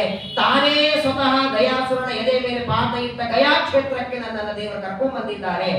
ಈ ಚಿಂತನ ನಾಳೆ ನೀವು ಗಯಾ ಕ್ಷೇತ್ರಕ್ಕೆ ಹೋದಾಗ ಬಂತು ಅಂತ ಇಟ್ಕೊಳ್ಳಿ, ಏನ್ ಯಾತ್ರೆ ಆಗತ್ತದು. ಯಾಕೆ ಈ ಬುದ್ಧಿ ಎಲ್ಲರಿಗೂ ಕೊಳ್ಳಿಲ್ಲ? ನನಗ ಮಾತ್ರ ದೇವರು ಇಲ್ಲಿಂದ ನಡಿ ಎಂದ, ಕ್ಷೇತ್ರದಲ್ಲಿ ಸಾಧವನ್ನ ಮಾಡುವಂದ, ನನ್ನನ್ನು ಭಾಗವತ ಕೇಳೋದಕ್ಕೆ ಕ್ಷೇತ್ರಕ್ಕೆ ಕರ್ಕೊಂಡು ಹೋಗ್ತಿದ್ದಾರೆ. ಹೇಗೆ ಯಾತ್ರೆ ಮಾಡಬೇಕು ಅಕ್ರೂರ ಮಾಡಿ ತೋರಿಸ್ತಾನೆ. ಕಣ್ಣೊಳಗೆ ದಳದಳ ಆನಂದ ಬಾಷ್ಪಗಳು. ಇನ್ನೂ ನೋಡಿಲ್ಲ, ಗೋಕುಲಕ್ಕೆ ಹೋಗಿ ದರ್ಶನ ಮಾಡಬೇಕಾಗಿದೆ. ಕೃಷ್ಣನ ದರ್ಶನ ಆಗೋದಕ್ಕೆ ಮೊದಲೇ ಆ ದರ್ಶನದಿಂದ ಏನು ಆನಂದದ ಆಮೇಲೆ ಆಗತ್ತೆ. ಅದಕ್ಕೂ ಮೊದಲು ಇವತ್ತು ನೋಡ್ತೇನೆ ದೇವರನ್ನ. ಆ ಹಂಬಲದೊಳಗೆ ಕಣ್ಣೊಳಗೆ ನೀರು ನಿಲ್ತಾ ಇಲ್ಲ. ಮೊದಲು ಕಂಸನನ್ನ ಬೈದ, ನನ್ನನ್ನು ಯಾಕೆ ಕಳಿಸಿದ? ಇಷ್ಟು ಜನ ಸೇವಕರಿರ್ಲಿಲ್ವ ಅವನಿಗೆ? ಇನ್ಯಾರನ್ನೋ ಕಳಿಸ್ಬೇಕಾಗಿತ್ತು. ಕೃಷ್ಣ ಬಲರಾಮ ಕರ್ಕೊಂಡ್ ಬರೋದಕ್ಕೆ ನನ್ನನ್ನು ಯಾಕೆ ಕಳಿಸಿದ ಅಂತ ಮೊದಲು ಬೈಕೊಳ್ತಿದ್ದ. ಈಗಂತಾನೆ ಅಕ್ರೂರ, ಒಂದು ಒಳ್ಳೆ ಕೆಲಸ ಮಾಡಿದ್ದಾನೆ ಕಂಸ ಅಂತ. ನೋಡಿ, ಕಂಸ ಒಳ್ಳೆ ಕೆಲಸ ಮಾಡಿದ್ದಾನೆ ಅಂತ ಹೇಳೋದು ಇವನೊಬ್ಬನೇ. ಇಡೀ ಮಥುರಾ ಪಟ್ಟಣ, ಗೋಕುಲ, ವೃಂದಾವನ ಅಷ್ಟೇ ಯಾಕೆ ಸ್ವತಃ ಕಂಸನ ತಂದೆ ತಾಯಿಗಳು ಮಗನ ಕೆಲಸದಿಂದ ಆನಂದ ಪಟ್ಟಿರಲಿಲ್ಲ. ಏನು ಒಳ್ಳೆ ಕೆಲಸ ಕಂಸ ಮಾಡಿದ್ದಾನೆ? ಕಂಸೋಪತಾತ್ಯಕೃತಮೇತ್ಯನುಗ್ರಹ, ಅನುಗ್ರಹ ಅಂತಾನೆ. ಏನ್ ಅನುಗ್ರಹ ಕಂಸ ಮಾಡಿದ್ದು ಅಂದ್ರೆ, ಕೃಷ್ಣ ಬಲರಾಮನನ್ನ ಕರ್ಕೊಂಡು ಬರೋದಕ್ಕೆ ನನಗೆ ಹೇಳದ್ನಲ್ಲ, ಇದೇ ಅನುಗ್ರಹ ಅಂತ. ಇನ್ಯಾರನ್ನು ಕಳಿಸಿದ ಅಂದ್ರೆ ದರ್ಶನದಿಂದ ವಂಚಿತರಾಗ್ತಿರಲಿಲ್ವ ನಾನು? ದೇವರ ದರ್ಶನ ಕಳ್ಕೊಂಡ್ ಬಿಡ್ತಿದ್ದೆ. ನಮ್ಮ ಮನೆಯಲ್ಲಿ ತುಳಸಿ ಗಿಡ ಇದೆ, ಒಂದಿಷ್ಟು ತುಳಸಿ ಬಿಡಿಸಿದ್ದೇನೆ. ಇವತ್ತು ಸ್ವಾಮಿಗಳು ಉತ್ತರಾದಿ ಮಠದಲ್ಲಿ ಪೂಜೆ ಮಾಡ್ತಿದ್ದಾರೆ. ನನಗೆ ಹೋಗೋದಕ್ಕಾಗಲ್ಲ, ನೀವು ಕೊಟ್ಟು ಬನ್ನಿ ಅಂತ ನಿಮ್ ಕೈ ಕೊಟ್ರೆ, ಅಯ್ಯೋ ನಮ್ಗೆ ಆಗಲ್ಲ ಅನ್ಬೇಡ್ರಿ. ಆ ಭಾಗ್ಯ ಯಾರಿಗೆ ಸಿಗುತ್ತೆ? ಯಾರಿಗೆ ಗೊತ್ತು? ಆ ಡಬ್ಬಿ ತುಳಸಿ ತಗೊಂಡು ನೀವು ಹೋಗೋದಕ್ಕೆ ಸ್ವಾಮಿಗಳೇ ಎದುರಿಗೆ ಸಿಕ್ಕರು, ಸ್ವಾಮಿ ತುಳಸಿ ತಂದಿದ್ದೇನೆ, ಅವರೇ ಕೈ ಮುಟ್ಟಿಬಿಟ್ರಿ ಎಂತಾದ್ರಿ ಭಾಗ್ಯ. ನೋಡಿ, ಒಂದು ಮಾತು ಶ್ರೀಮದಾಚಾರ್ಯ ಹೇಳ್ತಾರೆ, ದೇವರು ತನ್ನ ಸೇವೆ ಮಾಡೋ ಭಾಗ್ಯ ಒಂದ್ಸಲ ಕೊಟ್ಟು ನೋಡ್ತಾನೆ. ತಪ್ಪಿಸ್ಕೊಂಡಿವೆ ಅಂದ್ರೆ ಇಡೀ ಆಯುಷ್ಯದಲ್ಲಿ ಮತ್ತೆ ಆ ಭಾಗ್ಯ ಸಿಗಲ್ಲ. ಒತ್ತಾಡಿ ಹೋಗ್ಬೇಕು. ದೇವರ ಸೇವೆ ಮಾಡೋ ಭಾಗ್ಯ, ದೇವರ ಗುರುಗಳ ಸೇವೆ ಮಾಡೋ ಭಾಗ್ಯ ಸಿಕ್ಕಾಗ ಆಗಲ್ಲ ಯಾವುದೇ ಇರಲಿ. ಅದು ತುಳಸಿನೇ ಇರೋದಿರಲಿ, ಹೂವ ಇರಲಿ, ಯಾವುದೇ ದೇವರ ಸೇವೆ ಬೇಡ. ಮೊದಲು ನಾನು ಬೇಡ ಅಂದಿದ್ದೆ, ಹೋಗಲ್ಲ ನಾನು ಕೃಷ್ಣ ಬಲರಾಮರನ್ನ ಕರ್ಕೊಂಡು ಬರೋದಕ್ಕೆ ಅಂತ ಕಂಸನನ್ನ ನಾನಾ ರೀತಿಯಾಗಿ ಬೈದಿದ್ದೀಗ ಅಂತಾನೆ. ಕೃತಾವತಾರಸ್ಯ ದುರತ್ಯಯಂ ತಮಃ, ಸಂಪೂರ್ಣ ಸಂಸಾರದ ತಾಪವನ್ನು ದೂರ ಮಾಡುವುದಕ್ಕೆ ದೇವಕಿ ಗರ್ಭದಿಂದ ಬಂದಿದ್ದಾರೆ. ಯಾವ ಕೃಷ್ಣ ಪರಮಾತ್ಮನ ಪಾದದ ಧೂಳಿ ಬ್ರಹ್ಮ, ರುದ್ರ, ಇಂದ್ರ, ಗರುಡ, ಶೇಷ, ಕಾಮ, ಲಕ್ಷ್ಮಿ ಎಲ್ಲ ದೇವಾನುದೇವತೆಗಳು ಅವನ ಪಾದಕ್ಕೆ ತಲೆ ಕಟ್ಟಿಸಿ ನಮಸ್ಕಾರ ಮಾಡ್ತಾರೆ. ಅಂಥ ದೇವರನ್ನ ಗೋಕುಲದಲ್ಲಿ ನೋಡ್ತಿದ್ದೀನಲ್ಲ ನಾನು. ನನ್ನಂತಹ ಪುಣ್ಯವಂತರೇ ಇಡೀ ಪೃಥ್ವಿಯಲ್ಲೇ ಬೇರೆ ಯಾರೂ ಇಲ್ಲ. ಏನ್ ಆನಂದ ಆಗಿದೆ ನೋಡಿ. ನಿಜವಾಗಿ ನಾವು ತೀರ್ಥಯಾತ್ರೆಗೆ ಹೋಗುವಾಗ ಈ ರೀತಿ ಆನಂದ ಆಗಬೇಕು. ಕೊನೆಗೆ ಸಂಪೂರ್ಣ ಹರಿದ್ವಾರ ಬದಲಿಗೆ ಹೋಗುವವರಿಗೆ ಅಥವಾ ನಾಳೆ ನಿಮಿಷಾರಣ್ಯಕ್ಕೆ ಹೋಗುವವರಿಗೆ ಚಿಂತನ ಬರದೇ ಇದ್ರು, ಬೆಂಗಳೂರು ಬಿಟ್ಟು ಮನೆ ಬಿಟ್ಟು ಹೋಗುವಾಗಾದ್ರೂ ಒಂದ್ 2 ನಿಮಿಷ ಈ ಅನುಸಂಧಾನ ಬರಬೇಕು. ಅನಂತ ಜನ್ಮಗಳ ಪುಣ್ಯ, ತಂದೆ ತಾಯಿಗಳ ಹಿರಿಯರ ಪುಣ್ಯ, ಅವರೆಲ್ಲರೂ ಮಾಡಿದಂತಹ ತಪಸ್ಸು. ನನ್ನ ಮೊಮ್ಮಗ ನಿಮ್ ತಂದೆನೋ ನಿಮ್ಮ ಅಜ್ಜನೋ ನನ್ನ ಮೊಮ್ಮಗ ಮುಂದೆ ಭಾಗವತ ಮಂಗಳಕ್ಕೆ ಹೋಗ್ಲಿ ಅಂತ ಅವ್ರು ಎಷ್ಟು ಬಾರಿ ಹರಕೆ ಹೊತ್ಕೊಂಡಿದ್ರು ಗೊತ್ತಿಲ್ಲ. ಇದು ಕೇವಲ ನಮ್ಮ ಪುಣ್ಯದಿಂದ ಸಾಧ್ಯ ಇಲ್ಲ. 1 ವರ್ಷದವರೆಗೆ ಇಲ್ಲಿ ಶ್ರವಣ ಮಾಡಿ ಅದರ ಮಂಗಳ ಅಲ್ಲಿ ಮಾಡಬೇಕಾದರೆ ನಮ್ಮ ಪುಣ್ಯದ ಜೊತೆಗೆ ನಮ್ಮ ಹಿರಿಯರ ಪುಣ್ಯ, ಗುರುಗಳ ಪುಣ್ಯ 8 ಪಟ್ಟು ಎಲ್ಲರಿಗೂ ಹೋಗುತ್ತಲ್ಲ, ಅವರೆಲ್ಲರ ಪುಣ್ಯ ಕೊನೆಗೆ ಪರಮಾತ್ಮನ ವಾಯುದೇವರ ಅನುಗ್ರಹ. ಇವತ್ತು ನಮ್ಮನ್ನ ಯಾತ್ರೆಗೆ ಪರಮಾತ್ಮ ಕರ್ಕೊಂಡು ಹೋಗ್ತಿದ್ದಾನೆ. ಈ ಚಿಂತನ ಮಾಡ್ತಾ ಹೊರಟಿದ್ದಾನೆ. ಒಂದೊಂದು ನೆನೆಸ್ಕೊಳ್ತಾನೆ. ಶ್ರೀಕೃಷ್ಣ ಪರಮಾತ್ಮನ ಮಹಿಮೆಯನ್ನ ಕೊಂಡಾಡ್ತಾ ಸಮಗ್ರವಾದ ಭೂಮಿಯಲ್ಲಿರುವ ಒಂದೊಂದು ಕಣಗಳು, ಮಣ್ಣಿನ ಕಣಗಳು, ಆ ಗೋಪುರದಲ್ಲಿದ್ದ ಮಣ್ಣು ಏನು ಪುಣ್ಯ ಮಾಡಿದೆ ಅಂತಾನೆ. ಯಾವ ಮಣ್ಣಿನ ಮೇಲೆ ಪರಮಾತ್ಮ ಪುಟ್ಟ ಪಾದಗಳನ್ನಿಟ್ಟು ಓಡಾಡ್ತಾನೆ, ಆ ಕೃಷ್ಣನ ಪಾದ ಧೂಳಿಯಲ್ಲಿ ಯಾವ ಮಣ್ಣಿನಲ್ಲಿ ಬಿದ್ದಿದೆ ಅಂತಹ ಮಣ್ಣನ್ನು ಇವತ್ತು ನಾವು ತಲೆಗೆ ಹಚ್ಕೊಳ್ತೇನೆ. ಇಷ್ಟು ವಿಚಾರ ಮಾಡ್ತಾ ಹೊರಟಿದ್ದು ಪ್ರಾತಃ ಕಾಲ, ಸೂರ್ಯೋದಯ ಕಾಲಕ್ಕೆ ಮಥುರೆ ಬಿಟ್ಟಿದ್ದ. ಮಥುರೆಯಿಂದ ಹೊರಟಿದ್ದಾನೆ. ಸರಿಯಾಗಿ ಮಧ್ಯಾಹ್ನದ ಹೊತ್ತಿಗೆ ಯಮುನಾ ನದಿಗೆ ಬಂದ. ಯಮುನಾ ನದಿಯ ದಂಡೆಗೆ ಬಂದು ಅಕ್ರೂರ ತನ್ನ ಸಾರಥಿಗೆ ಹೇಳ್ತಾರೆ, ರಥ ನಿಲ್ಲಿಸು, ಮಧ್ಯಾಹ್ನದ ಆಹ್ನೇಕ ಮಾಡ್ಕೊಂಡು ಬರ್ತೇನೆ. ಪ್ರಯಾಣ ಮಾಡುವಾಗಲೂ ಆಹ್ನೇಕ ಬಿಡುತ್ತಿರಲಿಲ್ಲ. ಪ್ರಾತಃ ಸಂಧ್ಯಾ ವಂದನೆ, ಮಧ್ಯಾಹ್ನ ಸಂಧ್ಯಾ ವಂದನೆ, ಸಾಯಂ ಸಂಧ್ಯಾ ವಂದನೆ ಇವತ್ತಿಗೂ ಅನೇಕ ಜನ ಮಾಡೋರಿದ್ದಾರೆ. ಮೊನ್ನೆ ಒಂದು 3 ವರ್ಷದ ಹಿಂದೆ ನಾನು ಕಾಶಿಗೆ ಹೋದಾಗ ಬೆಳಗ್ಗೆ ಸ್ನಾನ ಮಾಡಿ ಒಬ್ಬರು ಆಚಾರ್ಯ ಆಹ್ನೇಕ ಮಾಡ್ತಿದ್ರು. ಆಹ್ನೇಕ ಮುಗಿದ ಮೇಲೆ ಫೋನ್ ಮಾಡಿದ್ರು, ಇನ್ನೊಂದು 2-3 ಗಂಟೆಯಲ್ಲಿ ಊಟಕ್ಕೆ ಬರ್ತೀರಿ, ಅಡಿಗೆಗೆ ಇಡು ಅಂತ. ನಾನಂದು ಎಲ್ಲಿ ಆಚಾರ್ಯ ಅಂತ ಬೆಂಗಳೂರೆಲ್ಲ ಮನೆಯವರು ಹೇಳ್ತಿದ್ದೇನೆ ಅಂತ. ಇಲ್ಲಿ ಕಾಶಿಯಲ್ಲಿ ಇದ್ದೀರಲ್ಲ, ಆಯ್ತು ಒಂದು ಅರ್ಧ ಗಂಟೆಯಲ್ಲಿ ಏರ್ಪೋರ್ಟಿಗೆ ಹೋಗ್ತೇನೆ, ಮನೆಗೆ ಹೋಗ್ತೇನೆ, ಸ್ನಾನ ಮಾಡಿ ಊಟ ಮಾಡ್ತೇನೆ ಅಂತ. ಸ್ನಾನ ಅಲ್ಲಿ, ಊಟ ಇಲ್ಲಿ. ಇವಾಗ ಸೌಕರ್ಯ ಆಗಿದೆ ನೋಡಿ. ಹಿಂದೆಲ್ಲ ಹೇಗಿತ್ತ ಕಾಶಿ ಯಾತ್ರೆ ಅಂದ್ರೆ, ಇದೇ ಸ್ಕಂದ ಪುರಾಣದಲ್ಲಿ ಬರುತ್ತೆ. ಒಬ್ಬ ಬ್ರಾಹ್ಮಣನ ಕಥೆ ಬರ್ತದೆ. ಕೃಷ್ಣ ಶರ್ಮ ಅಂತ ಒಬ್ಬ ಬ್ರಾಹ್ಮಣ ಕಾಶಿ ಯಾತ್ರೆಗೆ ಹೊರಟಿದ್ದ. 1 ತಿಂಗಳದ ಮಗು, ಬಾಣಂತಿ ಹೆಂಡತಿ, ಕರ್ಕೊಂಡು ಹೋಗೋ ಹಾಗಿಲ್ಲ. ಸರಿ, ಆ ಅವಳನ್ನ ತವ್ರ ಮನೆ ಬಿಡೋಣ ಅಂದ್ರೆ ಬೇರೆ ಯಾರು ಇರಲಿಲ್ಲ. ಅವನಿಗೆ ಯಾರು ಬಳಗಿಲ್ಲ, ತನಗೆ ಯಾರು ಬಳಗಿಲ್ಲ. ಮುಂದೆ ಯಾವಾಗ ಹೋಗೋಣ ಅಂದ್ರೆ ಈಗಲೇ ದೇಹ ಆಲಸ್ಯ ಆಗಿದೆ, ಇನ್ನು ಮುಂದಕ್ಕೆ ಹೋಗುವಂಗಿಲ್ಲ. ಇವತ್ತು ಹೋಗ್ಬೇಕು ಅನ್ಸಿದೆ, ಹೊರಟ. ಹಾಗೇನು ಹೋಗ್ಬೇಕಾದ್ರೆ ಕಾಶಿಗೆ ಹೋಗ್ಬೇಕಾದ್ರೆ ದುಡ್ಡು ಗಿಡ್ಡು ಬೇಡ. ಆದ್ರೆ ಹೆಂಡತಿ ಮಗು ನಿಲ್ಬಿಡು. ಚೋಳರಾಜನ ಹತ್ರ ಬರ್ತಾನೆ. ಚೋಳರಾಜನ ಕಥೆ ಕೇಳಿರಲ್ಲ, ಚೋಳ ಪುತ್ರ ಪ್ರಿಯಶಾಂತ ವೆಂಕಟೇಶ್ ಕಲ್ಯಾಣದಲ್ಲಿ. ಚೋಳರಾಜನ ಹತ್ರ ಬಂದು ಕೃಷ್ಣ ಶರ್ಮ ಅಂತಾನೆ, ನಾನು ಕಾಶಿ ಯಾತ್ರೆಗೆ ಹೋಗ್ತೇನೆ, ಏನಾದ್ರೂ ದುಡ್ಡು ಬೇಕಾ ಅಂತಾರೆ. ದುಡ್ಡು ಬೇಡ ಮಾರಾಯ, ನಾನು ಯಾತ್ರೆ ಮಾಡ್ಕೊಂಡು ಬರೋವರೆಗೂ ನನ್ನ ಹೆಂಡತಿ ಮಗುವನ್ನು ನೋಡ್ಕೊಳ್ತೇನೆ ಅಂತ ನೀನು ಅಂದ್ರೆ ನಾನು ಹೋಗಿ ಬರ್ತೇನೆ. ಚೋಳರಾಜ ಅಂತಾನೆ, ನನಗಂತೂ ಆಗಲ್ಲ, ಈ ಸಂಸಾರದ ಪರಿಸ್ಥಿತಿ ರಾಜ್ಯದಲ್ಲಿ ನನಗೆ ಆಗೋದಿಲ್ಲ, ಹೋಗೋದೇ ಅನುಕೂಲ ಮಾಡಿಕೊಡ್ತೇನೆ, ಚಿಂತೆ ಮಾಡಬೇಡ, ಹೆಂಡತಿ ಮಗುವಿನ ಜವಾಬ್ದಾರಿ ನಂದು, ನೀವು ಹೋಗಿ ಬಾ. 1 ತಿಂಗಳದ ಮಗು, ಬಾಣಂತಿ ಹೆಂಡತಿಯನ್ನ ಬಿಟ್ಟು ಹೊರಟ ಕೃಷ್ಣ ಶರ್ಮ ನಡೀತಾ ಹೋಗ್ತಾನೆ. ಹೆಂಡತಿಗೆ ಹೇಳ್ತಾನೆ, ನಾನು ಯಾತ್ರೆ ಮಾಡ್ಕೊಂಡು ಬರ್ತೇನೆ. ಹೋಗೋದ 3 ತಿಂಗಳಾಯ್ತು ಅವನಿಗೆ. ಕಾಶಿಗೆ ಮುಟ್ಟೋದಕ್ಕೆ 3 ತಿಂಗಳು, ಹೋದ ಮೇಲೆ 1 ತಿಂಗಳು ಉಳಿತಾನೆ, ಮತ್ತೆ 3 ತಿಂಗಳು, ತಾನು 7 ತಿಂಗಳು. ಅವರು ಯಾತ್ರೆ ಮುಗಿಸ್ಕೊಂಡು ಈ ಕಡೆ ಏನಾಗಿತ್ತು, ಕೃಷ್ಣ ಶರ್ಮ ಹೋದ ಮೇಲೆ ಒಬ್ಬ ಸೇವಕರನ್ನ ಕರೆದು ಚೋಳರಾಜ ಹೇಳ್ತಾನೆ, ನೋಡು, ಈ ಹೆಂಡತಿ ಮಗುವನ್ನ ಇವರು ಇರೋದಕ್ಕೆ ವ್ಯವಸ್ಥೆ ಮಾಡು. ಈ ಕೃಷ್ಣ ಶರ್ಮ ಬ್ರಾಹ್ಮಣ ಕಾಶಿ ಯಾತ್ರೆ ಮಾಡಿಕೊಂಡು ಬರೋವರೆಗೂ ಇವರಿಗೆಲ್ಲ ವ್ಯವಸ್ಥೆ ಮಾಡುವಂತ ಒಬ್ಬ ಸೇವಕರಿಗೆ ಬಿಟ್ಟ. ರಾಜ್ಯದ ಕೆಲಸದೊಳ ಮಧ್ಯದೊಳಗೆ ಚೋಳರಾಜನಿಗೆ ಆ ಹೆಣ್ಣು ಮಗು, ಆ ತಾಯಿ ಮತ್ತು ಮಗುವನ್ನು ನೋಡ್ಲಿಕ್ಕೆ ಆಗ್ಲೇ ಇಲ್ಲ. ಅವಳಿಗೆ ಎಷ್ಟು ಸಾಮಗ್ರಿ ಕೊಟ್ಟಿದ್ರು ಅಷ್ಟನ್ನು ಅಡಿಗೆ ಮಾಡಿಕೊಂಡು 3 ತಿಂಗಳು ಊಟ ಮಾಡಿದ್ದು. ಆಮೇಲೆ ಸಾಮಗ್ರಿಗಳು ಯಾರು ಕೊಡ್ಲಿಲ್ಲ, ಹೊರಗೆ ಬರಬೇಡ ಅಂತ ಬೇರೆ ರಾಜ ಆಜ್ಞೆ ಮಾಡಿದ್ದ. ಒಂದೇ ಕೋಣೆಯೊಳಗೆ ಸಾಮಾನುಗಳು, ಪದಾರ್ಥಗಳು ಇಲ್ಲ, ಊಟಕ್ಕಿಲ್ಲದೆ ಇಬ್ಬರು ಸತ್ತೋಗಿ ಬಿಡ್ತಾರೆ. ತಾಯಿ ಮಗು ಸತ್ತೋಗಿ ಬರೇ ಸತ್ತೋಗೋದಲ್ಲ, ಆ ಕೋಣೆಯೊಳಗೆ ಅವರ ಸಂಪೂರ್ಣ ರಕ್ತ ಮಾಂಸಗಳೆಲ್ಲ ಸುಟ್ಟು ಬೂದಿಯಾಗಿ ಕೇವಲ ಅಸ್ಥಿ ಪಂಜರ ಉಳಿತದೆ. 7ನೇ ತಿಂಗಳಿಗೆ ಕೃಷ್ಣ ಶರ್ಮ ಬರ್ತಾನೆ. ಕಾಶಿ ಯಾತ್ರೆ ಮಾಡ್ಕೊಂಡು ಬರುವಾಗ ವಿಚಾರ ಮಾಡ್ತಾನೆ, ಹೋಗುವಾಗ 1 ತಿಂಗಳಿತ್ತು ಮಗುವಿಗೆ, ನಾನು 7 ತಿಂಗಳಾಯ್ತು, 8 ತಿಂಗಳು ಅಂಬೆಗಾಲ ಇಡುತ್ತಿರ್ತದೆ. ಏನ ಸಂಭ್ರಮ ಅವರಿಗೆ ನೋಡ್ಬೇಕು ಅಂತ ಬರ್ತಾನೆ. ಬಂದು ಕೃಷ್ಣ ಶರ್ಮ ಬಂದು ಚೋಳರಾಜನಿಗಂತಾನೆ, ನನ್ನ ಹೆಂಡತಿ ಮಗು ಹೇಗಿದ್ದಾರೆ? ಆಗ ನೆನಪಾಯ್ತು, ನೆನಪು ಇರಲಿಲ್ಲ ಪಾಪ. ರಾಜ್ಯದ ಕೆಲಸದ ಮಧ್ಯದೊಳಗೆ ಅವತ್ತು ಬಿಟ್ಟೋದ ಮೇಲೆ ಆ ಹೆಣ್ಣು ಮಗುವನ್ನ, ತಾಯಿ ಮಗುವನ್ನ ಒಂದು ಕೋಣೆಯಲ್ಲಿ ಇಟ್ಟವನು ಚೋಳರಾಜ ನೋಡ್ಲೇ ಇಲ್ಲ. ಕೃಷ್ಣ ಶರ್ಮನಿಗೆ ನೀವು ಇಲ್ಲಿ ಕೂತ್ಕೊಂಡ್ರೆ ನಾನು ಕರ್ಕೊಂಡ್ ಬರ್ತೇನೆ ಅಂತ ಆಗ ಬಂದು ಬಾಗಲ ತೆಗೆದು ನೋಡ್ತಾನೆ. ದುರ್ವಾಸನೆ ನೋಡಿದ್ರೆ ಅಸ್ಥಿ ಪಂಜರ. ಇಬ್ಬರು ಸತ್ತೋಗಿದ್ದಾರೆ. ಏನು ಉತ್ತರ ಕೊಡೋದೀಗ ಕೃಷ್ಣ ಶರ್ಮನಿಗೆ? ರಕ್ಷಣೆ ಮಾಡ್ತೇನೆ ಅಂತ ಮಾತು ಕೊಟ್ಟಿದ್ದಾರೆ. ಆಗಲ್ಲ ಅಂದ್ರೆ ನೀವು ಯಾತ್ರೆ ಮಾಡೋದು ಬಿಡ್ತಿದ್ದ, ಇಲ್ಲ ಮುಂದೆ ಯಾವಾಗ ಹೋಗ್ತಿದ್ದ, ಬೇರೆ ಇನ್ಯಾರು ಮನೆಯಲ್ಲಿ ಒಪ್ಪಿಸಿ ಹೋಗ್ತಿದ್ದ. ನಾ ನೋಡ್ಕೊಳ್ತೇನೆ ಅಂತ ಅಂದದ್ದಕ್ಕೆ ಬಿಟ್ಟು ಹೋಗಿದ್ದು ಏನ್ ಮಾಡೋದು? ಕೃಷ್ಣ ಶರ್ಮ ಯಾವ ಚೋಳರಾಜ ಬಂದು ಕೃಷ್ಣ ಶರ್ಮನಿಗೆ ಅಂತಾನೆ, ನಿನ್ನ ಹೆಂಡತಿ ಮಗು ಈಗ ದೇವಸ್ಥಾನಕ್ಕೆ ಹೋಗಿದ್ದಾರೆ, ನೀನು ಬಹಳ ತಿಂಗಳಾಯ್ತಲ್ಲ ಹೋಗಿ, ಒಂದೇ ಕಡೆ ಕೂತ್ಕೊಂಡು ಬೇಜಾರಾಗಿದೆ ಅಂತ ದೇವಸ್ಥಾನಕ್ಕೆ ಹೋಗಿದ್ದಾರೆ, ನೀನ್ ಮನೆಗೆ ಹೊರಡು, ಅವರು ಬಂದ್ಮೇಲೆ ನಾನು ಕರ್ಕೊಂಡ್ ಬರ್ತೇನೆ ಅಂತ ಹೇಳಿದ. ಏನೋ ಹೇಳಿದ್ರೆ ಇವ್ನು ಯಾಕೆ ಹೋಗ್ತಾರೆ ಹೇಳಿ, 7 ತಿಂಗಳು ಮಗುವನ್ನು ನೋಡಿಲ್ಲ, ಹೆಂಡತಿ ಮಗುವನ್ನ ನೋಡೋ ತವಕ ಇಲ್ಲ, ಇಲ್ಲ ನಾನೇ ಕರ್ಕೊಂಡು ಹೋಗ್ತೇನೆ, ಅವ್ರ ದೇವಸ್ಥಾನ ಬರೋವರೆಗೆ ಇಲ್ಲೇ ಕೂಡ್ತೇನೆ ಅಂತ. ಆಗಿದ್ದಾಗ ಚೋಳರಾಜ ಶ್ರೀನಿವಾಸನ ಹತ್ರ, ವೆಂಕಟೇಶ ದೇವರ ಹತ್ರ ಬರ್ತಾನೆ, ಪಾದಕ್ಕೆ ಬೀಳ್ತಾನೆ.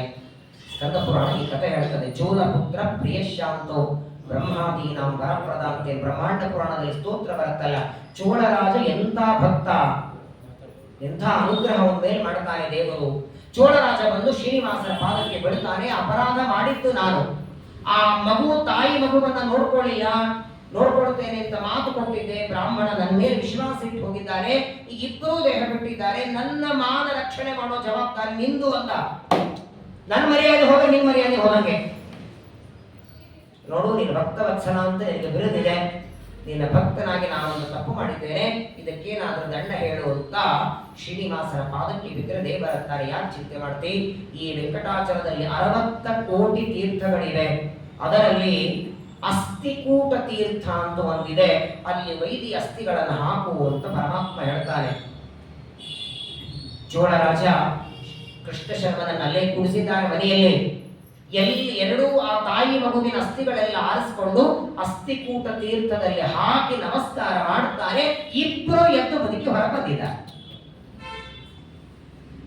ತಾಯಿ ಮಗು ಬದುಕಿ ಬರ್ತಾರೆ, ಅವರಿಬ್ಬರನ್ನ ಕೃಷ್ಣ ಶರ್ಮನ ಜೊತೆ ಕಳಿಸಿಕೊಡ್ತಾನೆ ಅಂತ ಸ್ಕಂದ ಪುರಾಣದಲ್ಲಿ ವೇದವ್ಯಾಸರ ಕಥೆ ಹೇಳ್ತಾರೆ. ಈ ವೆಂಕಟೇಶ ಕಲ್ಯಾಣದಲ್ಲಿ ಪ್ರತಿ ವರ್ಷ ಪದ್ಮಾವತಿ ಮದುವೆ ಆಯಿತು, ಅದನ್ನ ಪ್ರತಿ ವರ್ಷ ಕೇಳ್ತೇವೆ. ಆಕಾಶ ರಾಜ ಪದ್ಮಾವತಿ ಕಲ್ಲು ಹೊಡೆದ್ರು, ಅಲ್ಲಿ ಬಂದ್ರು, ಇಲ್ಲಿ ಬಂದ್ರು, ಅದನ್ನು ಕೇಳಿ ಬೇಡ ಆಗ್ತಿಲ್ಲ. ಪದ್ಮಾವತಿ ವಿವಾಹದ ಕಥೆಗಿಂತಲೂ ಆಕಾಶಗಂಗಾ, ಪಾಪ ವಿನಾಶಿನಿ, ತುಮಕೂರು ತೀರ್ಥ, ಪಾಂಡು ತೀರ್ಥ, ರಾಮಕೃಷ್ಣ ತೀರ್ಥ, ಶ್ರೀನಿವಾಸ ವೆಂಕಟಾಚಲಕ್ಕೆ ಬಂದಾಗ 60 ಕೋಟಿ ತೀರ್ಥ ಇತ್ತು ಅಂತೇಳಿ.